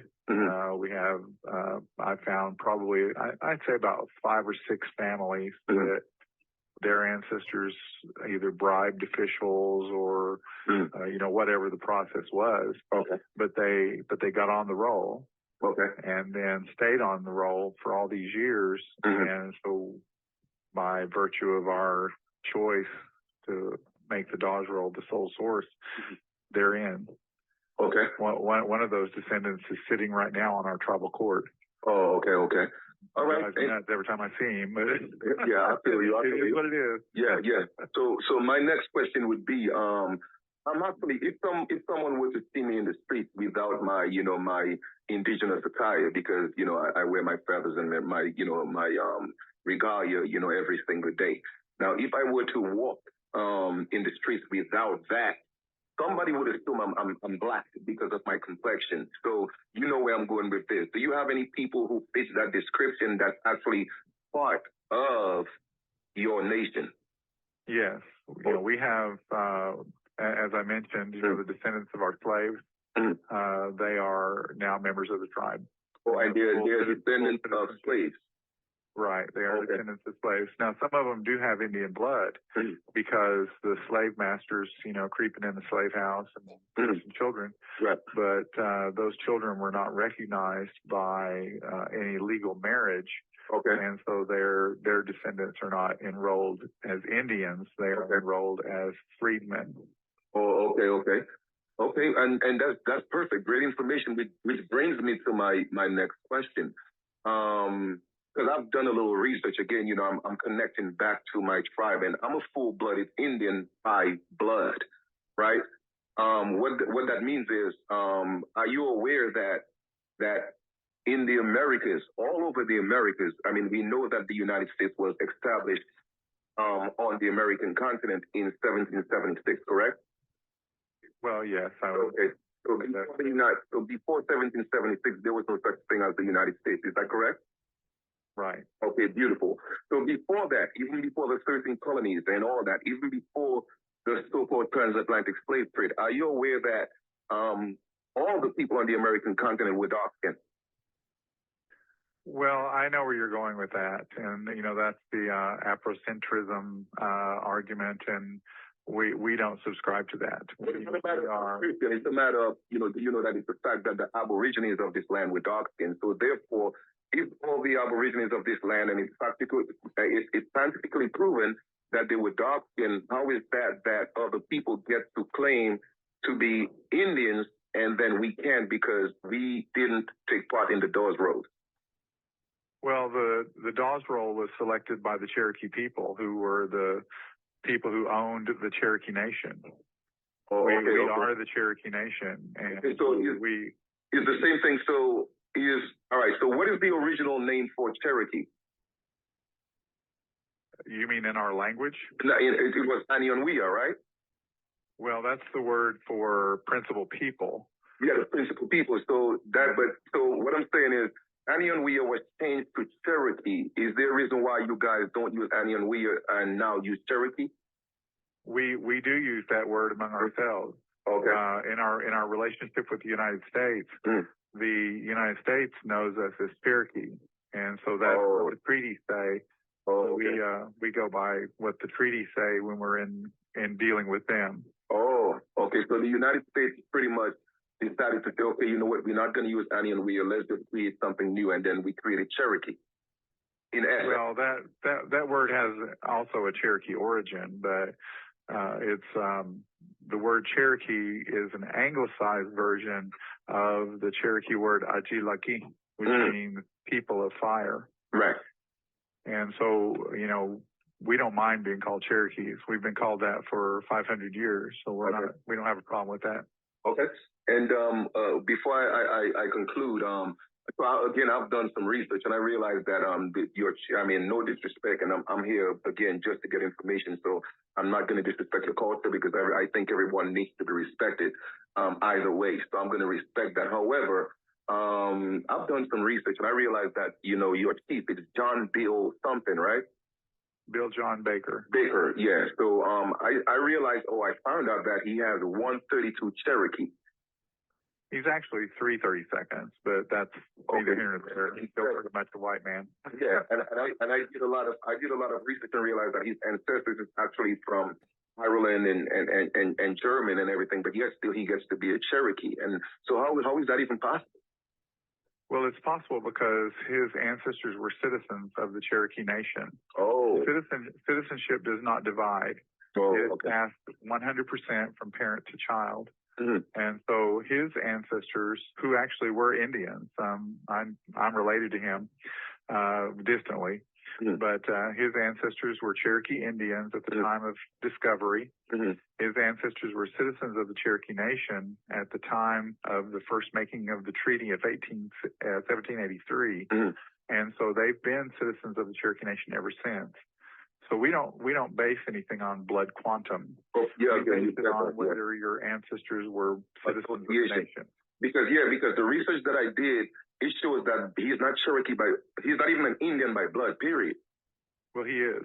Yeah, he is an Indian by blood. But so if he is an Indian by blood, that's what I'm saying is, then he's supposed to be a so-called dark man, because again, the dark-skinned people were the original Indians. So again, where did he get to be an Indian by blood? Well, his ancestors intermarried with white people. That's but he looks Caucasian to me, though. That's what I'm saying. And when you say white, do you ready to take the leap and finally form your own limited liability company or LLC? We have all the tools you'll need to start. Now y'all hearing the truth. You mean that white in the sense of white European? Because they're different so-called looking white people. So again, that kind of like it's kind of like a word play. You know what I mean? It's semantics. You know what I mean? Because again, he looks white, but he may not be white European or Anglo-Saxon, but he's a white man. I would say so. Exactly. If I saw him walking down the street, I would say, there goes a white man. There you go. However, our tribe is not necessarily made up of just brown or dark-skinned people. Okay. The Cherokee Nation is made up of citizens. Yeah, and I get that. I totally get that, and I respect that. So again, so I guess all the Aboriginals, because would you guys consider yourself Aborigines? I would consider us to be Aboriginals, and our government is an Aboriginal government. Okay, so again, and once again, and it's not even Afrocentric, because do you believe that, first of all, life originated in Africa? Life or human life? Human life. No. You don't believe that? No, I do not. Okay, great, perfect. So if life didn't originate in Africa, how is it assumed that all dark-skinned people are from Africa? I mean, when the sun shines all over the world and the equator actually runs between, the continent of Africa and the Americas, and everybody in South America was dark-skinned. So how is it assumed that every dark-skinned person is African? I don't assume that. No, I'm not saying you, but I'm talking about in terms of, because when I mentioned that all the dark-skinned. Now, y'all, hear what he said, that he does not assume that all Black people or so-called African American or Black people originated in Africa. Remember, he said that, because y'all gonna hear what he says later. But hear what he just said, okay? Mark those words. And people in the Americas were dark, and you said that's Pan-Africanism. But again, we are agreeing that life didn't originate in Africa and all dark-skinned people are not African. So what happened to all the dark-skinned people that were actually on the American continent from time immemorial? Why is that? Because we didn't sign the Dawes Rolls. I know you say it's a governmental thing. So what do we do from there? Do we petition so that could be changed, or it is just something that's ironclad? You had to have been on the Dawes Rolls, whether you are an Aborigine or not, because like I said, it's scientifically proven that all the dark-skinned people were actually in the Americas before any light-skinned, pale, anybody, and the first people on the planet, to be quite frank, were dark-skinned. So that means everybody came from the womb of the dark-skinned woman, and that's scientifically proven. Isn't that a fact? Well, I'm not really sure where you're trying to go with that. No, I'm not going to agree or disagree with you. I just know that my ancestors, which are Cherokee Indians, have been on this continent for thousands of years. And that my ancestors are not Africans. My ancestors are American Indians. And the people who are claiming that they are American Indians that are actually Black, we don't buy into that. That's just not who we are. Well, I mean, I know that's not who you are, because once again, I mean, of course, I mean, if people come into a land and they met people there and they happen to settle in, because remember, you said your ancestors came, right? So they've been here for thousands of years, but before they came, there were people here. So you see what I'm saying? You see where I'm going with this? Well, I see what you're trying to say. No, not what I'm trying to say. I mean, I'm saying that I have the facts that, the people who actually call themselves natives right now, they haven't been here for thousands of years. So, and I know it's a he or say you think it is, but we have the scientific and we have the legal documents and historical documents to solidify and prove that fact. So, I get that you were saying that, to be part of the nation, it doesn't deal with blood quantum. It just strictly deals with citizenship. So again, anybody could just say, okay, you know what? Let us just form an organization and let us just deal with the United States, and we could be considered natives. But yet still, the people who will have been here again for millions of years, because my ancestors have been here for, I'm talking about, man, I can't even go back and pinpoint a time when my ancestors were not. You know what I mean? So at some point, guys... Because that's what you want to believe. No, that's not what I want to believe. I think the sad thing about that is, right? You've talked for about 20 minutes now. Yeah, so let me tell you what I think. What you think? What I think is that African American people have a personal opinion. I think a lot of African American people in this country have a lot of self-hatred. So you guys want to be us because you don't want to be you. And so, we can't change who you are, and you can't change who we are. Our relationships with the United States are our relationships. Our treaties are our treaties. If you want to run around with feathers on and call yourself whatever you want to call yourself, that's your business. No, I totally get that. Hear what I'm saying? And again, I'm not here to debate. It's just strictly a conversation. And I'm glad we're having this, because it's a conversation that needs to be had. Because once again, you said that life didn't originate in Africa. So why are you assuming that, based on what you're saying, it's safe to say that you're assuming that every so-called Black person... You asked me, did all life begin in Africa? And you said no. And I said no. So my next question is... Then I asked you, I said, do you mean human beings? And I said no. This is the most important question. Do you think that Black people originated in Africa, Indian people originated in the Americas, white people originated in Europe, Asian people originated in Asia. But all right, so here's my question: do you think that every so-called black person is from Africa? No, because there are some in Fiji, there are some in Melanesia, there are some in India. Okay. You know, they're all over the place. So But you were saying that I'm talking about the black people in the United States. The black people in the United States came over on slave trips from Africa. What you're saying is that they're from everywhere else on the planet except none of them was in America before slavery. Nope, none of them. Well, some of them might have been. I don't know because Come on. slavery evolved. Either you are, they are not, because you see now you're being contradictory. Because if you're saying that so-called black people was on every other planet except America before the. What do you want? Want a job that I don't hate. Slave ship, you were saying that for some reason the sun didn't allow so-called black people to be in America before the slave trade. That alone in itself doesn't even make sense. No, there were no black people here before Europeans got here because they brought you guys. No, but guess what? Europeans didn't bring so-called dark-skinned people here. As a matter of fact, the first slaves on the American continent were Caucasian. That's true. That's not even relevant. It is relevant. It's absolutely relevant.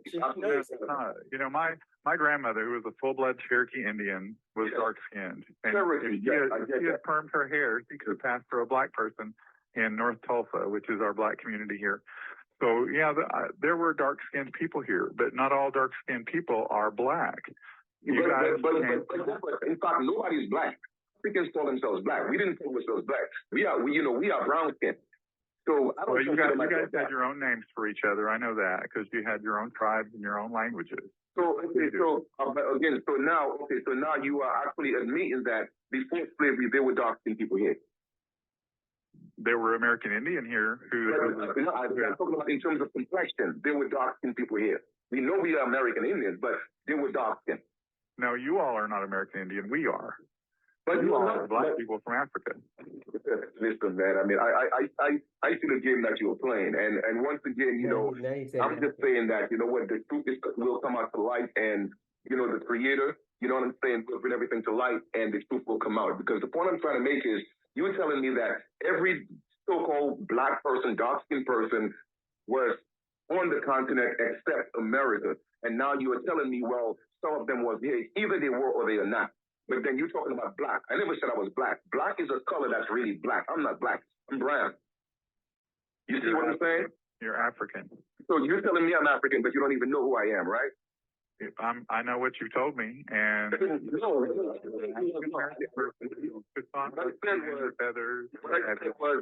said was my ancestors have been on this landmass for the time immemorial. Not at one point I said it was African, but you assume that I'm African. No, you told me that. No, I never said that. See, I asked you, do you think that all dark-skinned people and all this line of stuff that you're telling me, we hear it all the time. So I'm lying. People with your views call us probably about once a month, and I'm calling, and like I said, that's why I said, I'm calling because it's for the record, because we have to make sure that again we get to the bottom of this, because I know I realize that there are so many different cultures that's here usurping, our identity. And then when we approach them, they tend to, again, evade the question and deal with it from more of an organizational perspective. Okay, well, you know what? This is what the United States said. We are the Indians. Oh, no, it's not what they say. It's what is. You know what I'm saying? But I totally get where you're coming from. It's an organizational thing. You don't have to be an Indian by blood to be part of the Cherokee, because the United States, hey, you know what? They're foreigners. They came here. They fought over, my ancestors. And when I say my ancestors, I'm talking about the dark-skinned people who was on this continent before even you guys came. And they have to put somebody in our place. And I guess it happened that way. But the truth will come out. That's all I'm just saying. And again, I appreciate your time. Thank you. You gave a lot of insight. And I got what I was looking for. So I appreciate that. And again, time will tell. Time will tell. All will come to light. So I hope you have a great day. And look out for us, because we are coming. All right? Got our eyes on. All right. Take care, man. I appreciate you. Thank you. Yo, listen, I know y'all bugging over this right now, right? I'm so bugging. I know you listened to the conversation, and I'm hoping that you heard the conversation. So you see how the game is being played. So you see the dude, whoever I was talking to, he was getting stuck on caught up on the whole black, because you see, they know we are not black. So because the United States put us in a category of being black, so you see how I got him, right? Okay, I asked him, does he believe that life originated in Africa? He said no. You see, it's only you so-called black people who believe that bullshit, what they taught you, that life originated in Africa, okay? Because they want to put you in Africa, okay? You are the only people on the planet that believe life originated in Africa. That's number one. No other ethnic group believes that, all right? Now, he agrees that there were, so when I asked him, you see, he was trying to play the game, the semantics with the word. I said, listen, I'm not black, man. I'm not black, I'm brown, okay? All of a sudden, he still want to maintain that I'm black. And he wants to assume that I'm African because I asked him, did life originate in Africa? Now, that's what he's assuming. So I say, okay, you know what? Let me flip it around.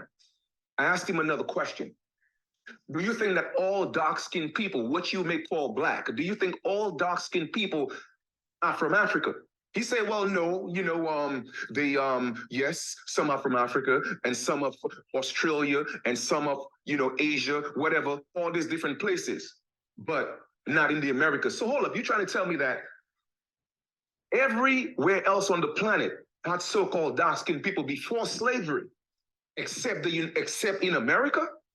That's what the dude was telling me. And I said, bro, I'm not black. I said, brown. He said, well, yeah, you know, there was some brown people, but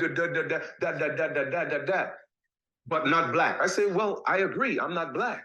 So I'm asking him, do you think that you are an Aborigine? Well, yeah, we are the Aboriginal nation, but it's a fact, scientifically proven, historically proven, that all dark-skinned people in the Americas, Aborigines are dark-skinned. So how can you be an Aborigine? But then here's the thing. When I ask about the Anion-Wea, they had to change the...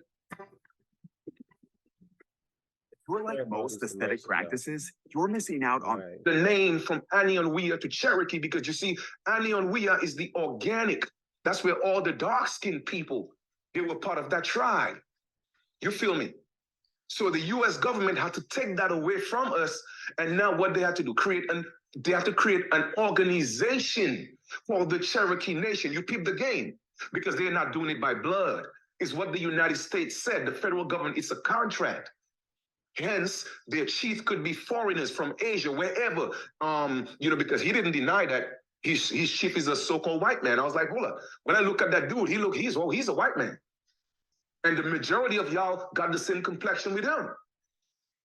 Oh, well, you know, he is Indian. So I was like, hold on, how could he be European and at the same time be an Indian when you're telling me in his family, he came from a family with Indians? And when I did my research, the man has no Indian by blood. So that's how they are getting away with what they are doing to us. It is not by blood. They don't care if you're full Indian by blood. They know we are the original people they call the Indians. But they set up a system where it's not by blood. So they talk about the 1902, you know, Dawes Rolls.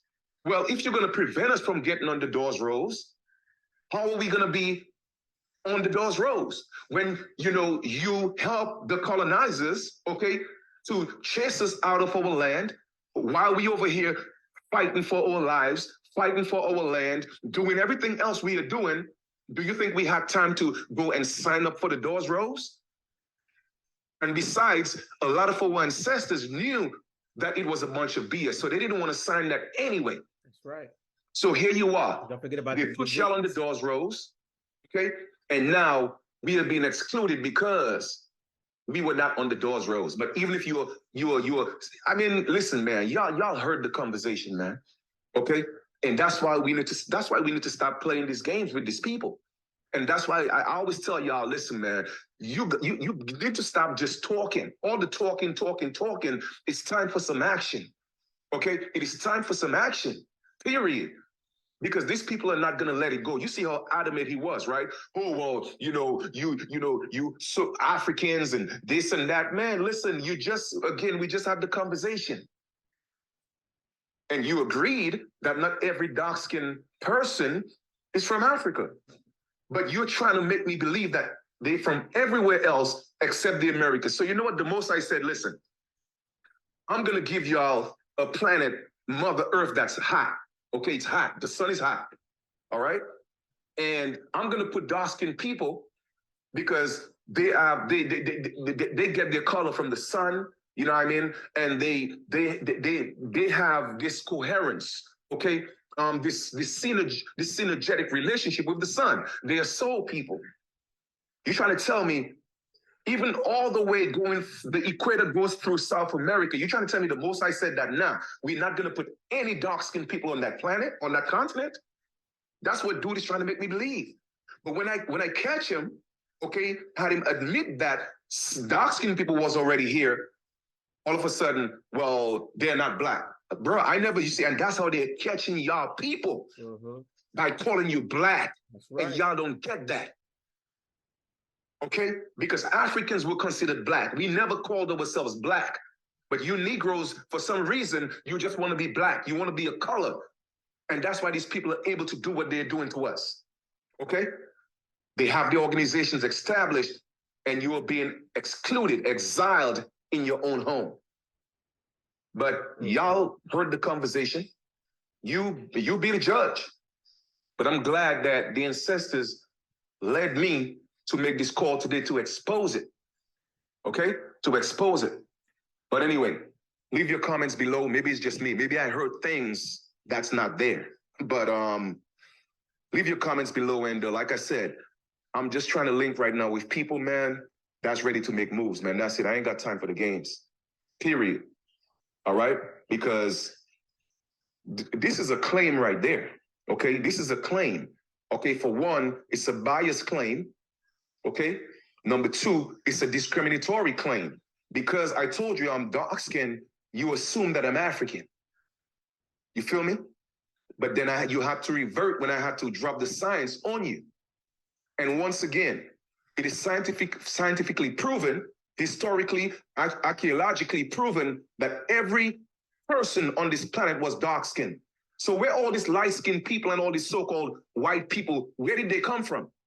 It's either they came from another planet or they came from the womb of a melanated woman. I rest my case. Peace. Wow. I can't say nothing to that percent. Thank you, Chief. Thank you for allowing me to play this. That was well done. And it exposed everything what we've been trying to say.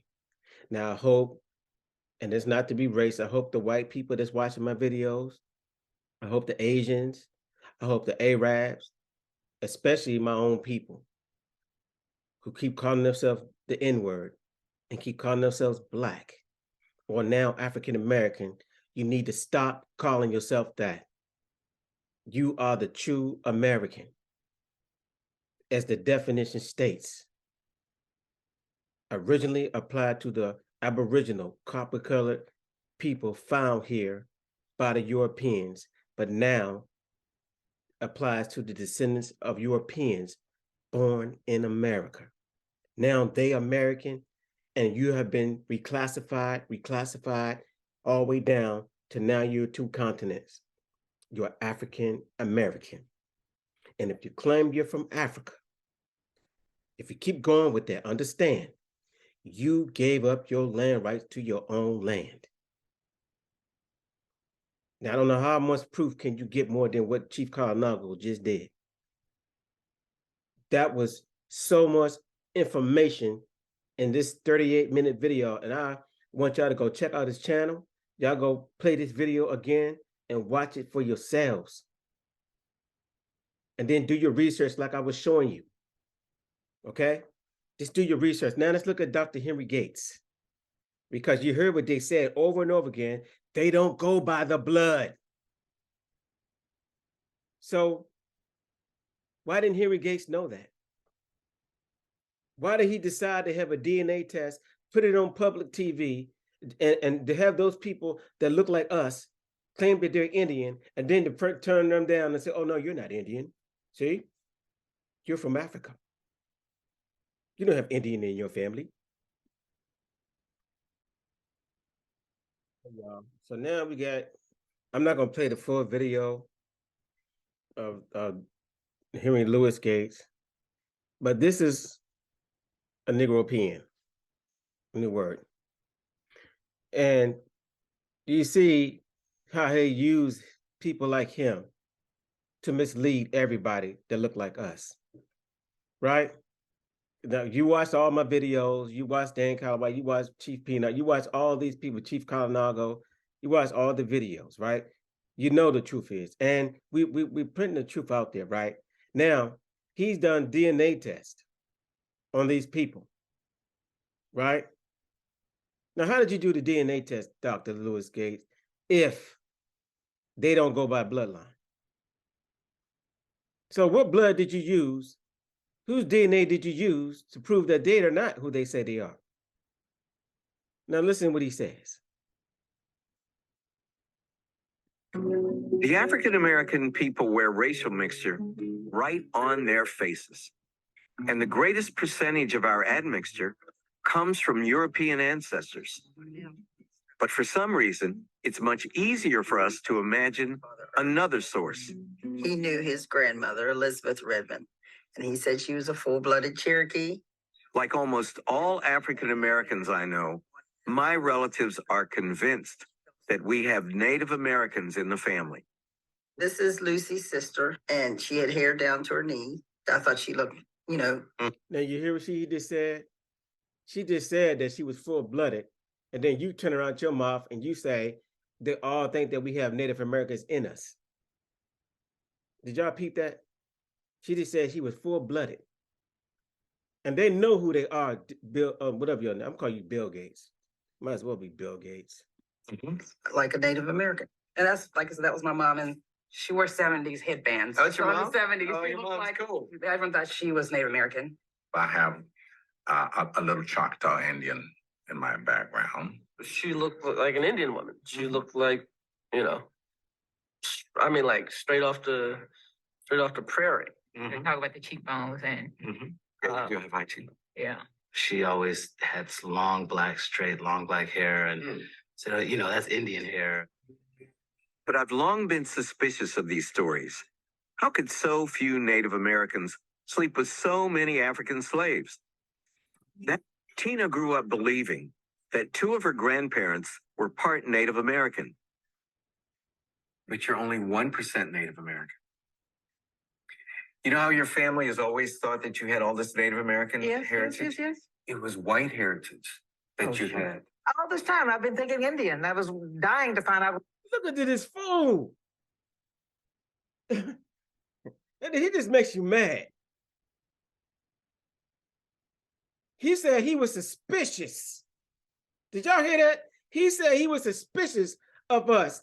How could the African slaves? So he's holding to the story that they brought us over here on African slave ships. How ignorant is he? But I remember they put this on PBS on TV and they played it in front of everybody. Now, why did he go directly to all of our people to disclaim that they have Native American blood in them or Aboriginal blood in them, when in fact they are the Aboriginals?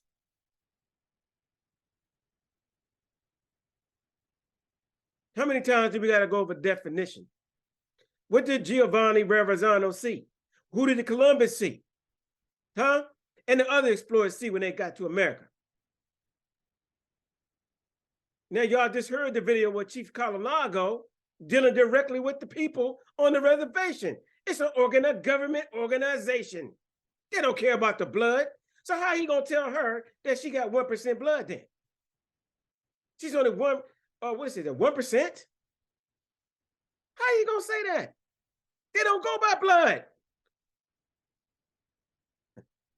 What DNA did he use? What tribe it was? You're from the tribe of Europe. Wow.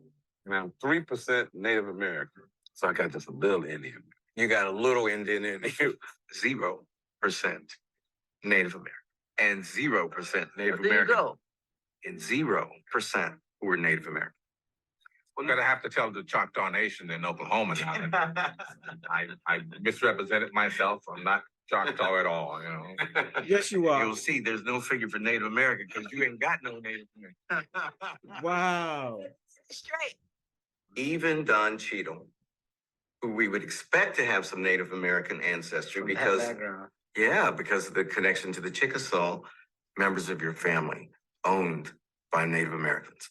But we don't find any. Wow. And you're not alone in not having any measurable Native American ancestry. 1 in about every 20 African Americans only. You've been exposed, Henry Gates. In this video, you've been exposed. Got you. 1 in 20 has any significant amount of Native American ancestry. So apocryphal. Yeah. No. Turns out they didn't really dig you that much. Got him. This winter. There you go. Got him, y'all.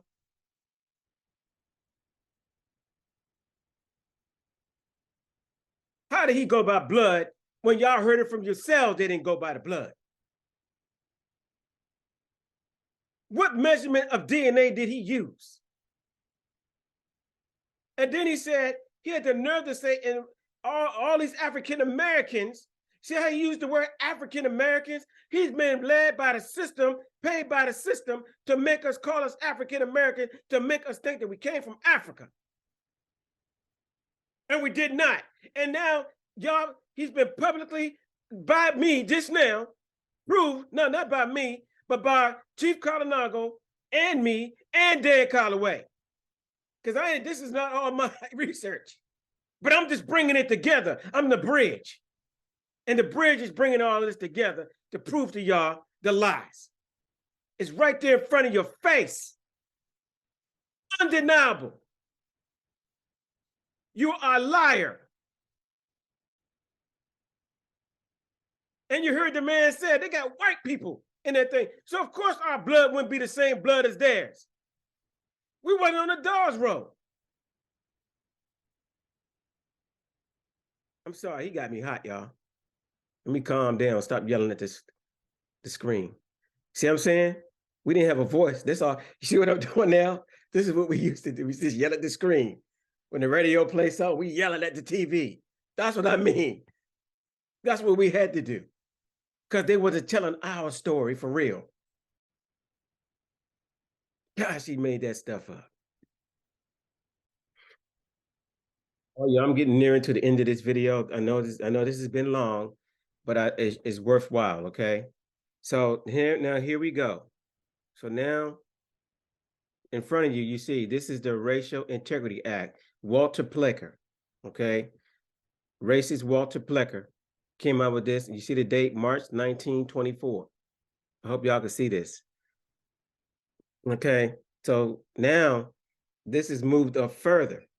Now y'all got the Dawes Rolls information all down pat. It's a government organization, and the majority of the people who, or a lot of people who signed those rolls, is a white people organization or white Asian mixed looking type people organization, right? A lot of them are not. Now Native Americans are mostly white colored.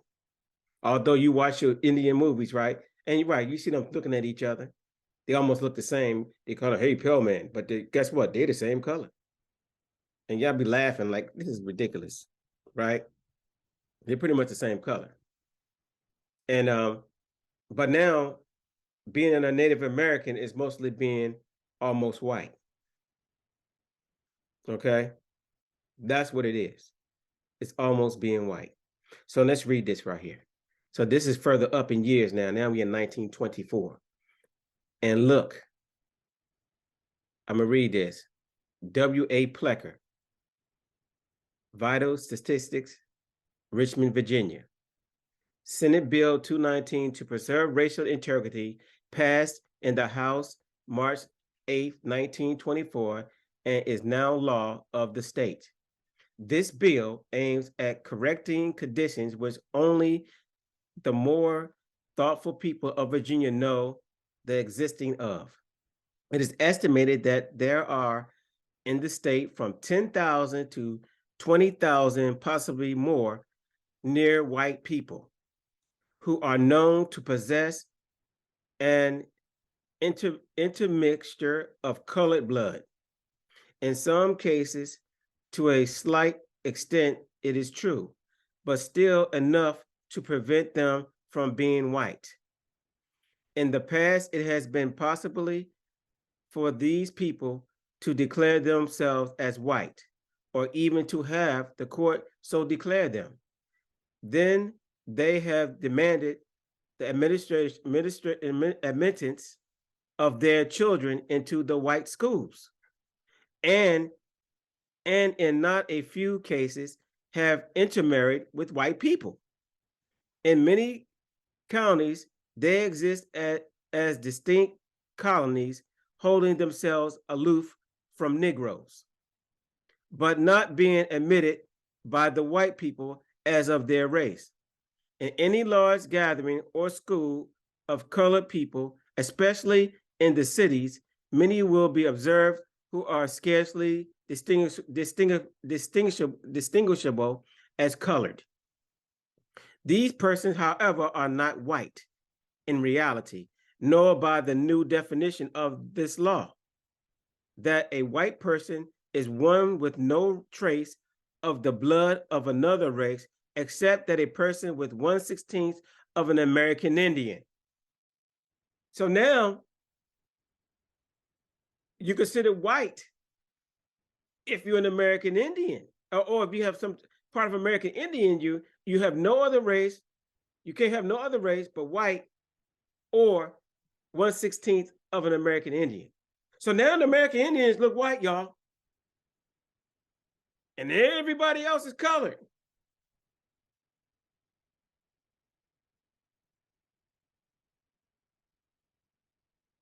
These persons, however, are not white in reality, nor by new definition of this law. So this is a new thing, a new law that they created back in 1924. Okay, this is what they did in 1924.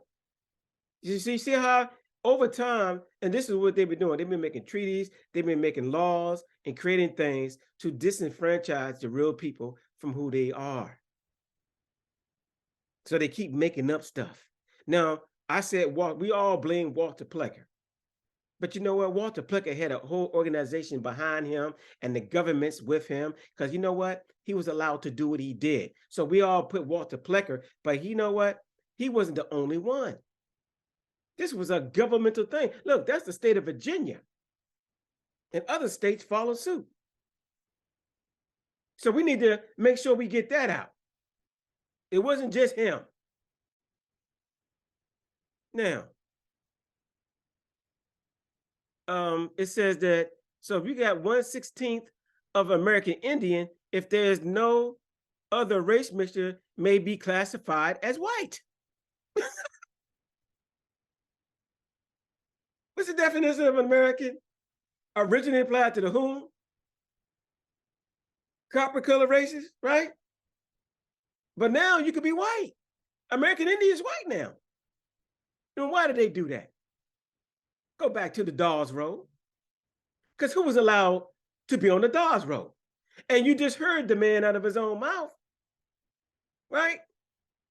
They're pretty much white people. So of course, they're a government organization.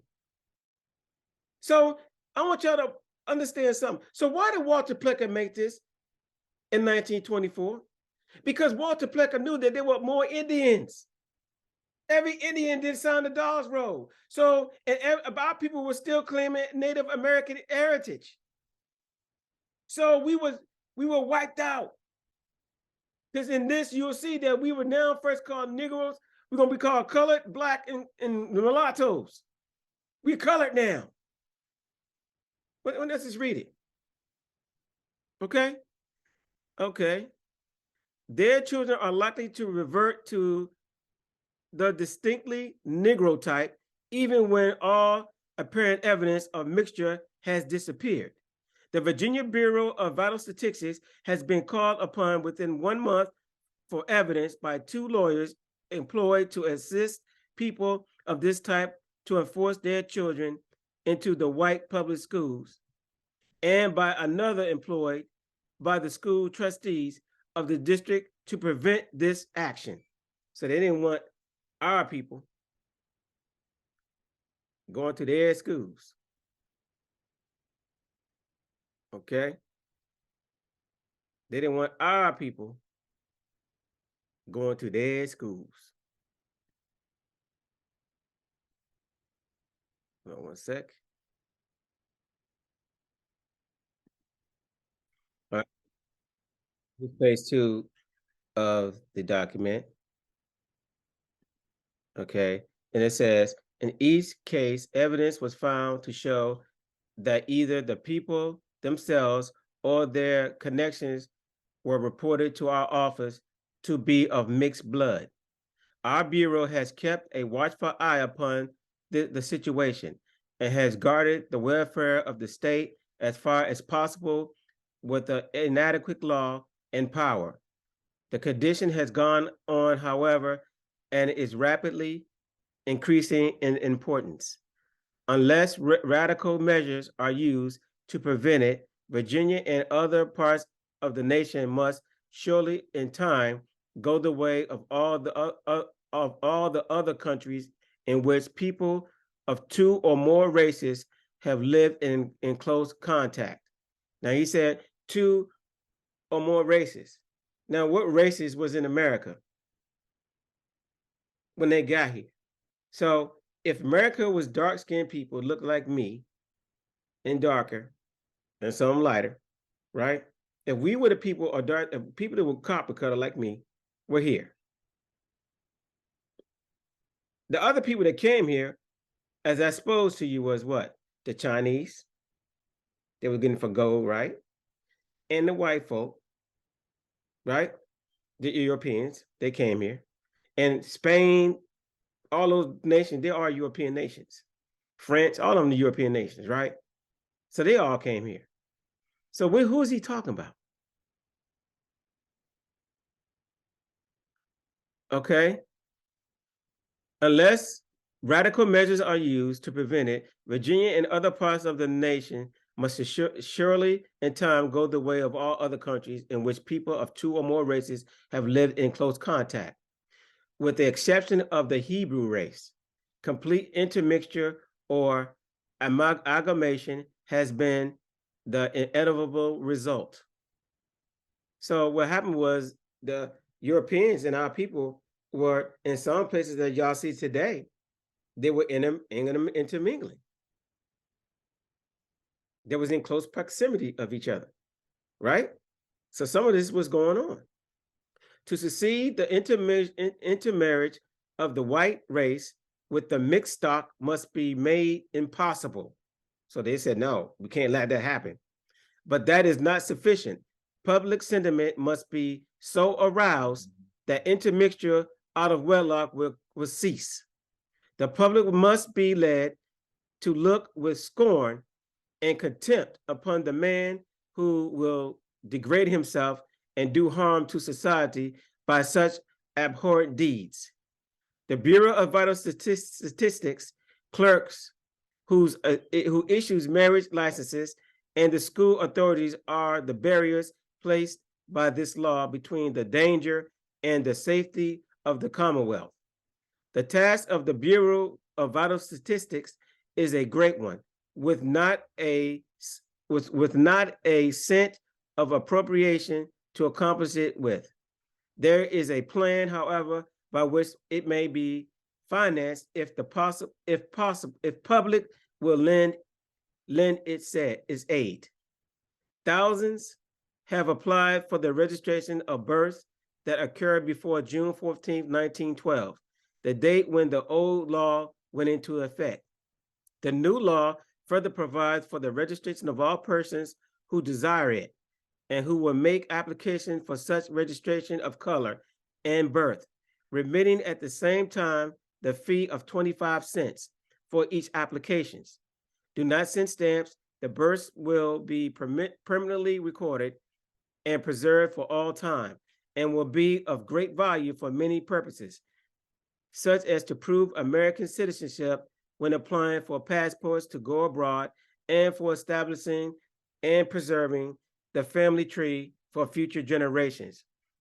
We will even admit for registration persons living in Virginia but born elsewhere. Also, Virginians now living elsewhere. A family may complete its family tree by recording deceased ancestors or relatives. Each person will thus obtain full value received for the small fee. Talking about the 25 cents.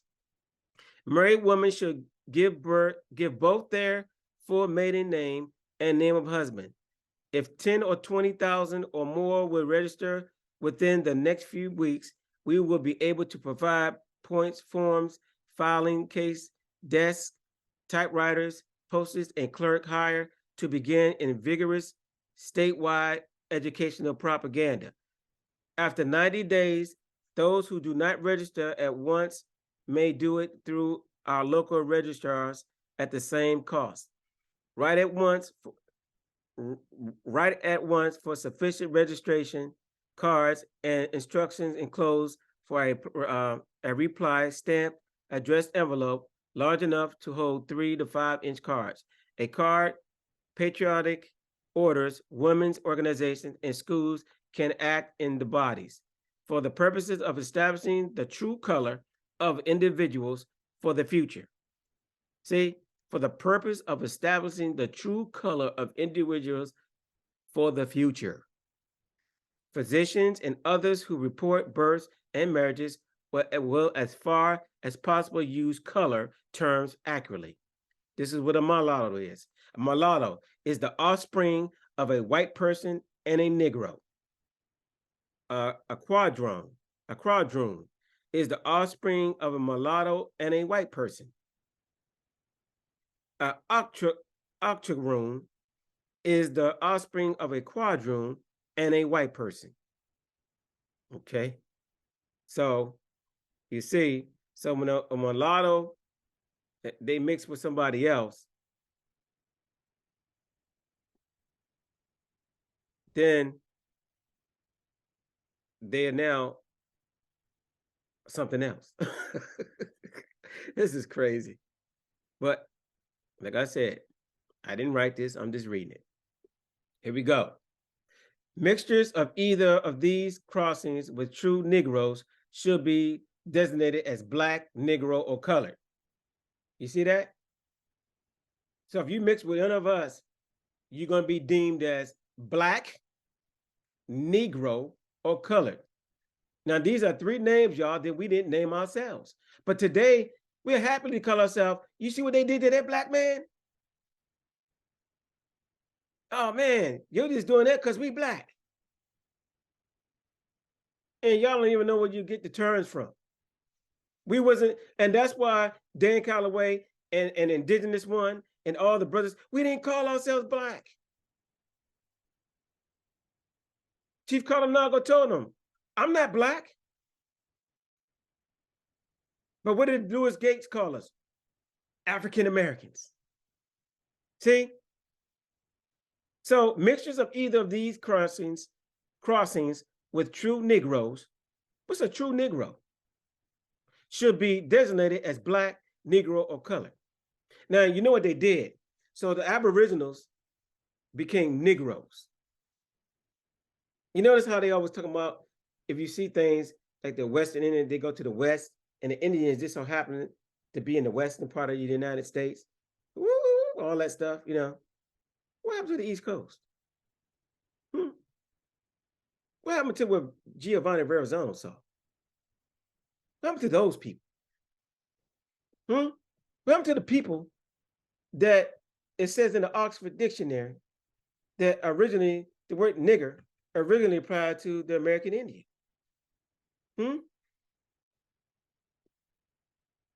What does a nigger look like today? Who's called a nigger today? Are they white?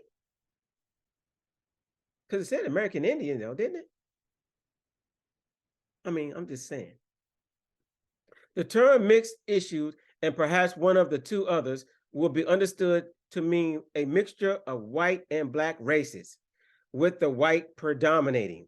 This is the class that should be reported with the greatest care, as many of these are on the borderline and constitute the real danger of a race intermixture. The term Indian would no longer be accepted for that class. Oh, what? You hear that, y'all? The term Indian will no longer be accepted for what class? That is class that should be reported with the greatest. It says, let me go there, let's read that again. The term mixed issue, and perhaps one of two others, will be understood to mean a mixture of white and black races, with the white predominating. That is the class that should be reported with the greatest care, as many of these are on the borderline and constitute the real danger of intermixture.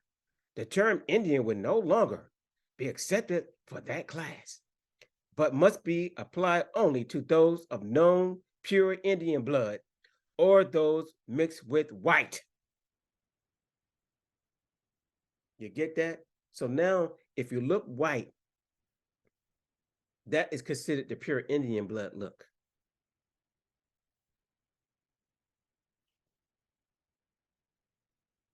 That's what Mr. Plecker is saying.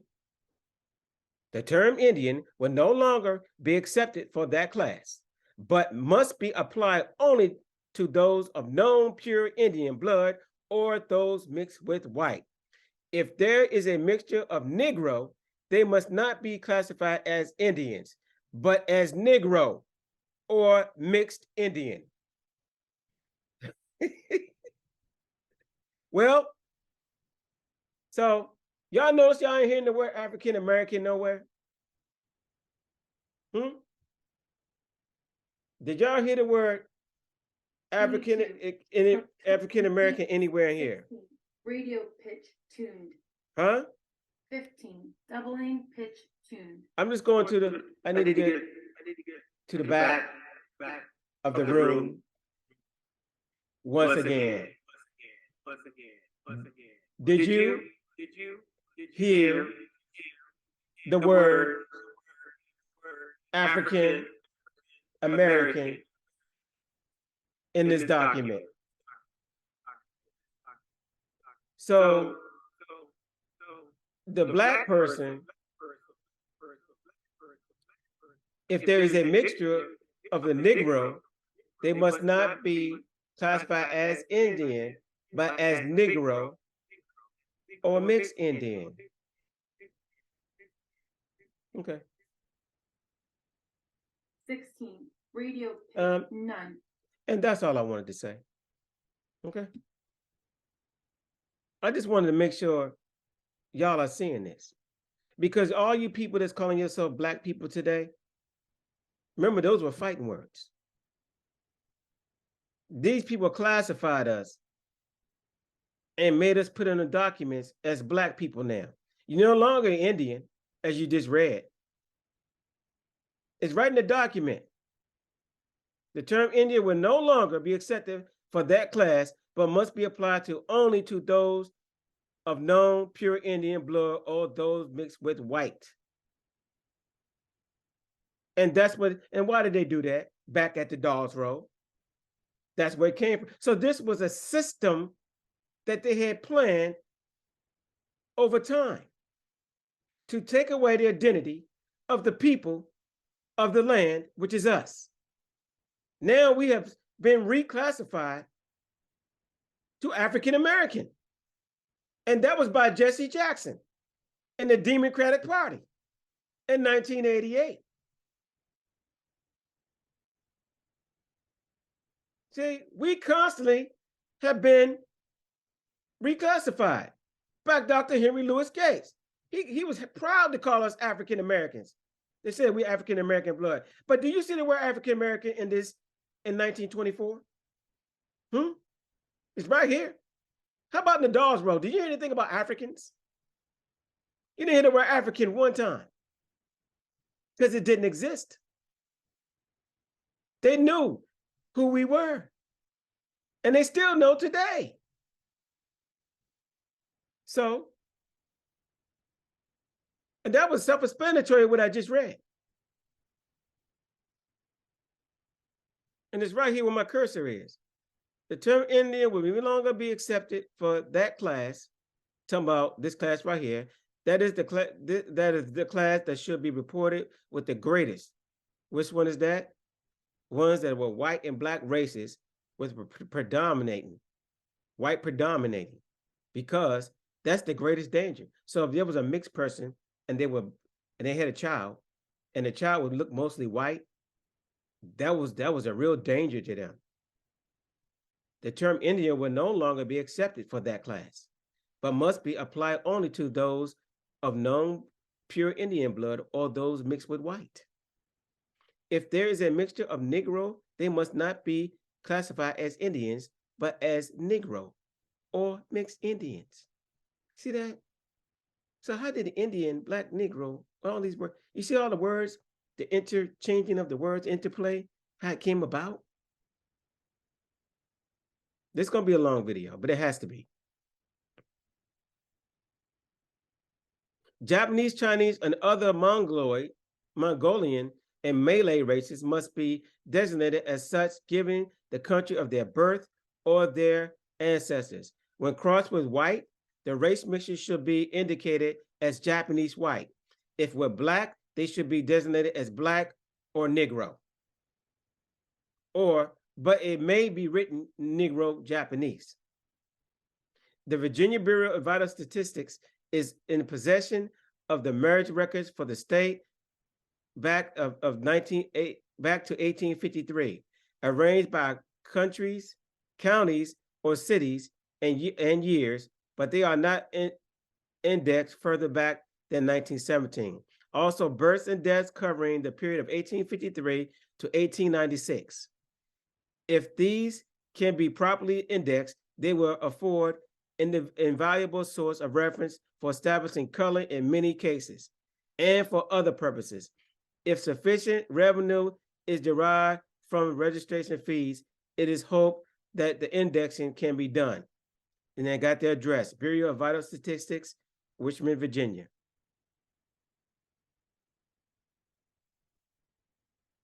And basically, this is just the act. I'm not going to read all of this. Let's see who's born June 19th.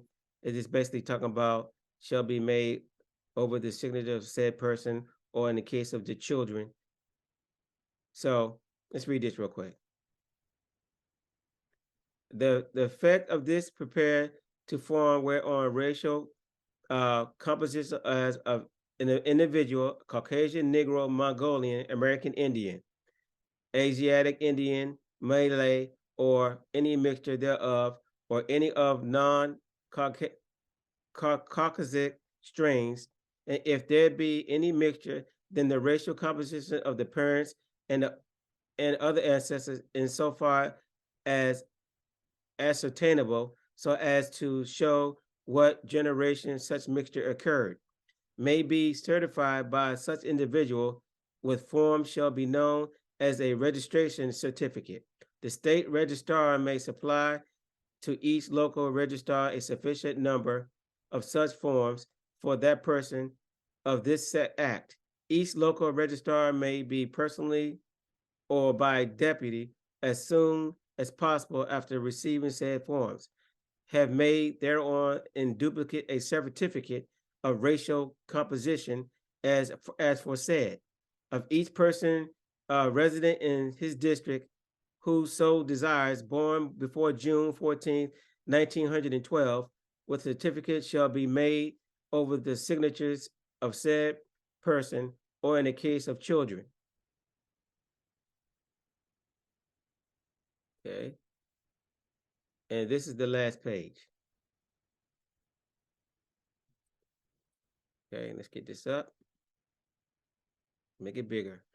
Under 14 years of age, over the signature of a parent, guardian, or other person standing in loco parentis, one of said certificates for each person thus registering in every district shall be forwarded to the state registrar for these files, and the others shall be kept on the file by the local registrar. Okay. Let me see if I'm gonna get any more. Let me skip down. If there is a reasonable cause to disbelieve that applicants are of pure white race, when the fact is stated, the clerk or deputy clerk shall withhold the granting of the license until satisfactory proof is produced that both applicants are white persons, and as provided for in this act. The clerk of deputy clerk shall use the same care to assure himself that both applicants are colored when the fact is claimed. So if you colored, they got to make sure that you claim you colored. Now, see, this is where we became colored people. Y'all follow that? See, so my question to y'all is, if Walter Plecker, or my statement to y'all is, if Walter Plecker knew, he made this racial integrity act because he knew there were Indians. So that just shows you, and even the people, when Chief Calloway talked to them about on the reservation, they admitted too that there were way more Indians. So where did they go? So this act came in 1924. So in order to put this act out there, that means Walter Plecker knew what? That there were more Indians out there claiming Indian. And these people are not on the Dawes roll, y'all. They're not part of the government organization. So they know. So what happened to the other millions of because y'all know, how you gonna get the nation, this whole nation of people on the Dawes roll? Think about that. How you gonna get the whole nation of people on that Dawes roll? You can't. So they made up a little thing for themselves. And now, if you're not on the Dawes roll, you're not an Indian. And as they admitted, that's a government organization. So the United States of America made an organization of the 5 civilized tribes, and they are now the Indians. And that's what an Indian look like. And the rest of us, and families, and peoples, in different states, and cities, and towns, guess what? You're colored. You're Black and Negro. That's what you are. Because you're not on the Dawes roll. You see how they played the game? But they knew it. That's why they made this in 1924. Racial Integrity Act.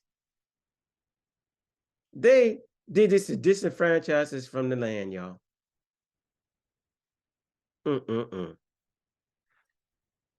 clerk of the deputy clerk shall use this same care to assure himself that both applicants are colored when the fact is claimed. It shall hereafter be unlawful for any white person in the state to marry any save a white person or a person with no other admixture of blood than a white and American Indian. See? So if you're a white and American Indian, you good. You can wear you gotta wear a white person or American Indian. So now the American Indians are white. You see how they set this up? It all started back in the Dawes roll. And before that, these people came in here with a plan to get rid of the people and make them somebody else. And now we're colored, Negro, and Black. And we call ourselves that because my people perish for lack of knowledge. That's what it says.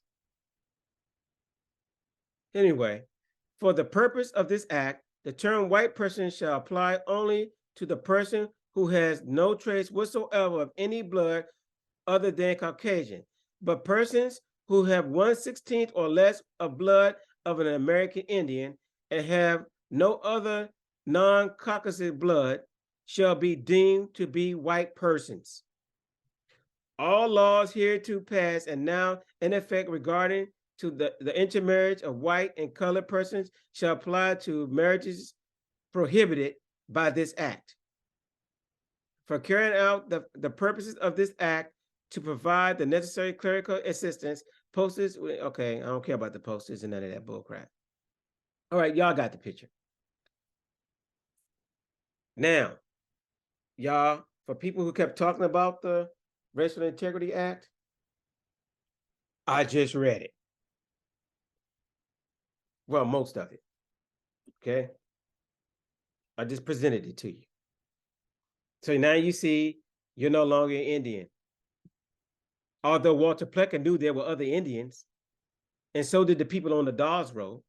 They knew there were other Indians, but now only Indians in this country are the ones from the 5 civilized tribes. If you're not on that Dawes Roll, and they said not by blood, and if you're not on the organization, you can't claim to be Indian. Now, how's a government, how's a nation of people gonna come on a land that they wasn't invited to, put their laws on top of the people who are already here, and tell these people that ordinarily you can be an Indian or claim indigenous heritage to the land that your ancestors have always been here? How are these people gonna tell you now that you can't claim who you are? You got to have the paperwork. Screw the paperwork. I ain't got to present no paperwork to you. Who are you for me to show paperwork to? See, it's time for us, like Chief Calloway goes, it's time to rise, people. I gave you the truth. I didn't give you the truth. I take that back. Dan Calloway gave you the truth. Chief Calloway gave you the truth. We all did this together. Okay? Dr. Claude Anderson gave you the truth. The articles I read gave you the truth. The proof is in the pudding. All right, y'all. So I'm getting to the end of my video now. And the last thing I want to show y'all, our last reclassification, right? And it took place by this guy right here. So we had 1988. We had Martin Luther King was killed in 1968. And y'all heard what Martin Luther King said on the video, last video, that we were here, right? And then you got, and I'm gonna just say this, now this is rumor, that they said Jesse Jackson had something to do with him. What happened to him? Talking about Martin Luther King. But that was 1968. And 1988, 20 years later, Jesse Jackson called us African Americans. As y'all watched the last video, he said that's what we preferred. No, we didn't. That's what they preferred, because it was all a plan. I told y'all Roots came out in 1979. Y'all know that Roots was false, right? That came out in 1977, and then we became 88. We became African American. It's all a plan. Now look what Obama signs a bill, eliminate Negro on from federal laws, oriental, whatever. In 1790, the U.S. Census counted people by lumping them into 1 or 3 categories: slaves, free whites, females, and all other free persons. So what happened to the Indians? Slaves, free whites, and y'all know, free white females and males. Because see, the reason why they said slaves, free whites, and free males, because they had white slaves. And that's what you hear the guy said it was irrelevant, because he knew that was true, right? When Chief Calloway was talking in the video, he know, y'all go look that up. The white people were slaves. And most whites don't know that, right? By 1980, the categories had gone through nearly 20 deviations. People could identify as one of 15 possibilities, including now derogatory words such as Negro. Wow, it's derogatory now. What was it then? These classifications might, so if it was a derogatory term and the Negro was a derogatory term, then what was the real person's name for real during that time? See, those are the questions you got to ask. If it was derogatory, then what was the real name? Right? The classifications might shed some light why some federal laws from the time contain outdated verbiage that now is being addressed. After it was unanimously passed with 380 votes, President Hussein Obama signed H.R. 4238 on Friday, which amends two federal acts from the 1970s that define minorities with the terms that are now insensitive or outdated. Oh, it's so insensitive. It's insensitive. The Department of Energy Act has for decades described minorities as Negro, Puerto Rican, American Indian, Eskimo, Oriental, Aleut, or in Spanish-speaking individuals of Spanish descent. So they knew that the American Indian, although it was all in the documentation, right?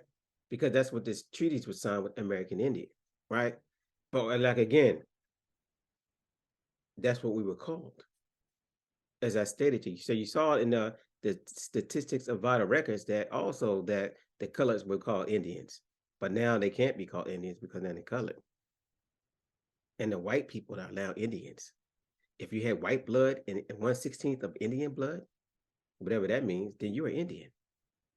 But see, they only did that because the people on the Dawes Roll are white.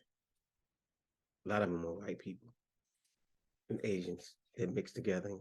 And that's what the government recognizes as the 5 civilized tribes. You see this? It's not hard. It's not hard at all. You see the hijack of what they did. And the true Americans are in the projects, low income, got a church on every corner, drugs, guns, right? Alcohol pumped into their communities every single day. There's no drug trees in the ghetto on the projects. There's no gun building plant either. So what's up with all the shootings? You heard in Chicago, they found crates, they've been dumping off crates of guns, right? But then they got a church on every corner for you to run to, right, out of the street. So the whole thing is a big setup. They got the Christian church, they got the drugs, ghettos, and all this stuff, the guns, the prostitution, all the kind of mess going on. Oh, you know where most abortion clinics are? Guess what? Right now, neighborhoods. That's right. Is that coincidence? Then they passing out needles in the neighborhood. Remember that? Remember that? Who did that? One of those presidents was passing out the drug needles. Say, hey, it's more efficient just to give them the needles so they can go shoot up. So who's pumping all these things into the community? Low income. Y'all, we don't see so many videos about the housing, right?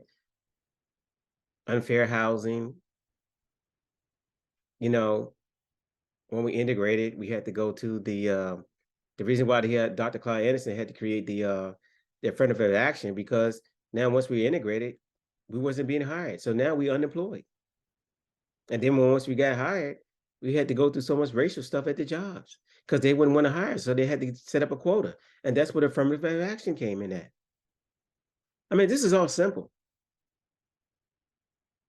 We lost all of our businesses, hospitals, schools, and everything else. We lost it all. But that's why Dr. King said that dream became a nightmare, because he realized they set him up. Most people didn't want to do this, but the government wanted this to happen.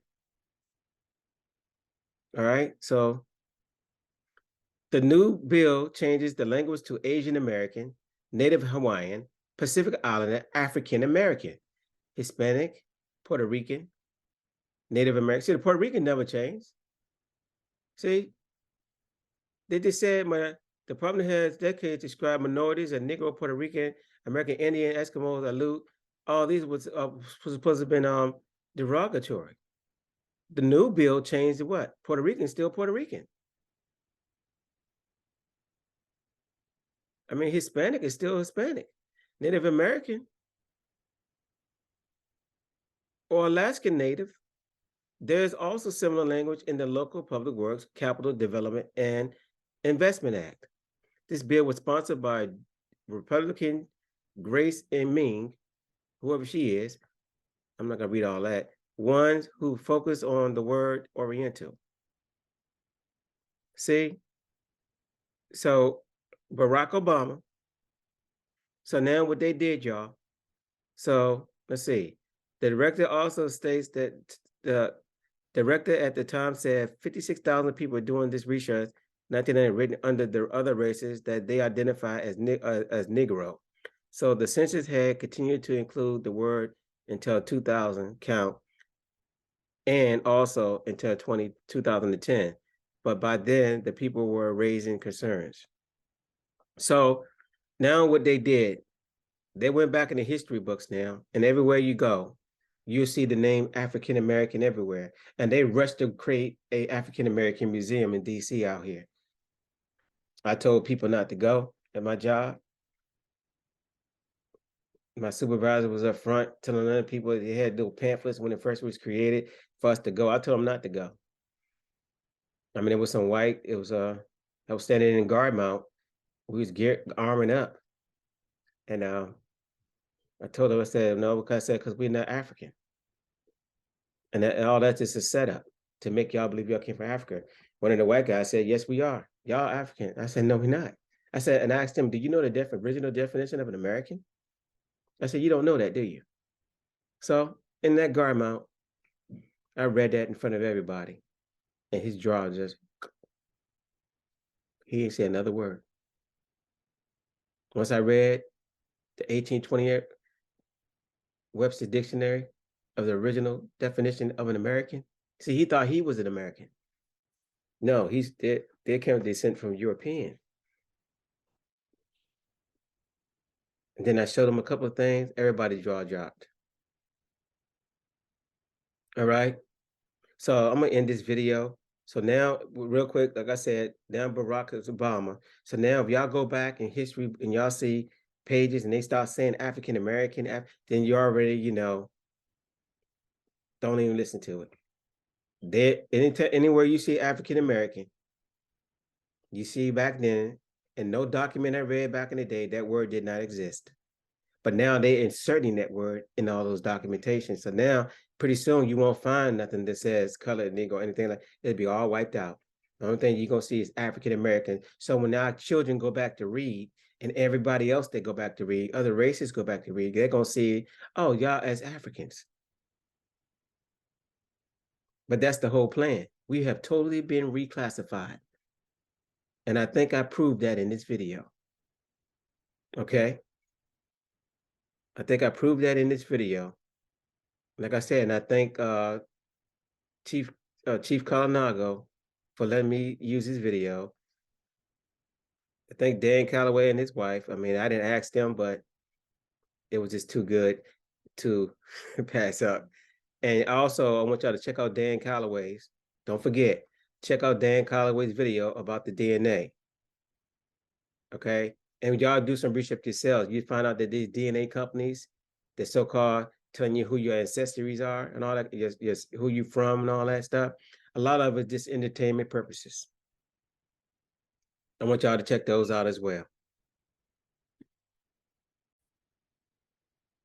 All right, real quick, y'all. So here's a video, Untold Truth About DNA Genealogy Companies and Your Results. It's by Dan Calloway, and you can find this on YouTube. I'm not going to play this video, but there it is if y'all want to watch it. I think he has another one too, and there's some other people who did the same thing about these DNA tests, and y'all just go do the research on them. You find out that they're false, that they're not accurate at all. All right, so anyway, y'all, I hope y'all enjoyed the video today. I hope y'all learned a lot from what was said, from Dan Calloway to Chief Warhouse and special thanks to Chief Calloway once again for letting me use his video, because I think his video is very important, and I think more people should see that video. It should be out there, and that video told a lot of truth. It's powerful, and it should be seen. So I just wanted to thank y'all for watching the video, and I hope y'all learned a lot from it today.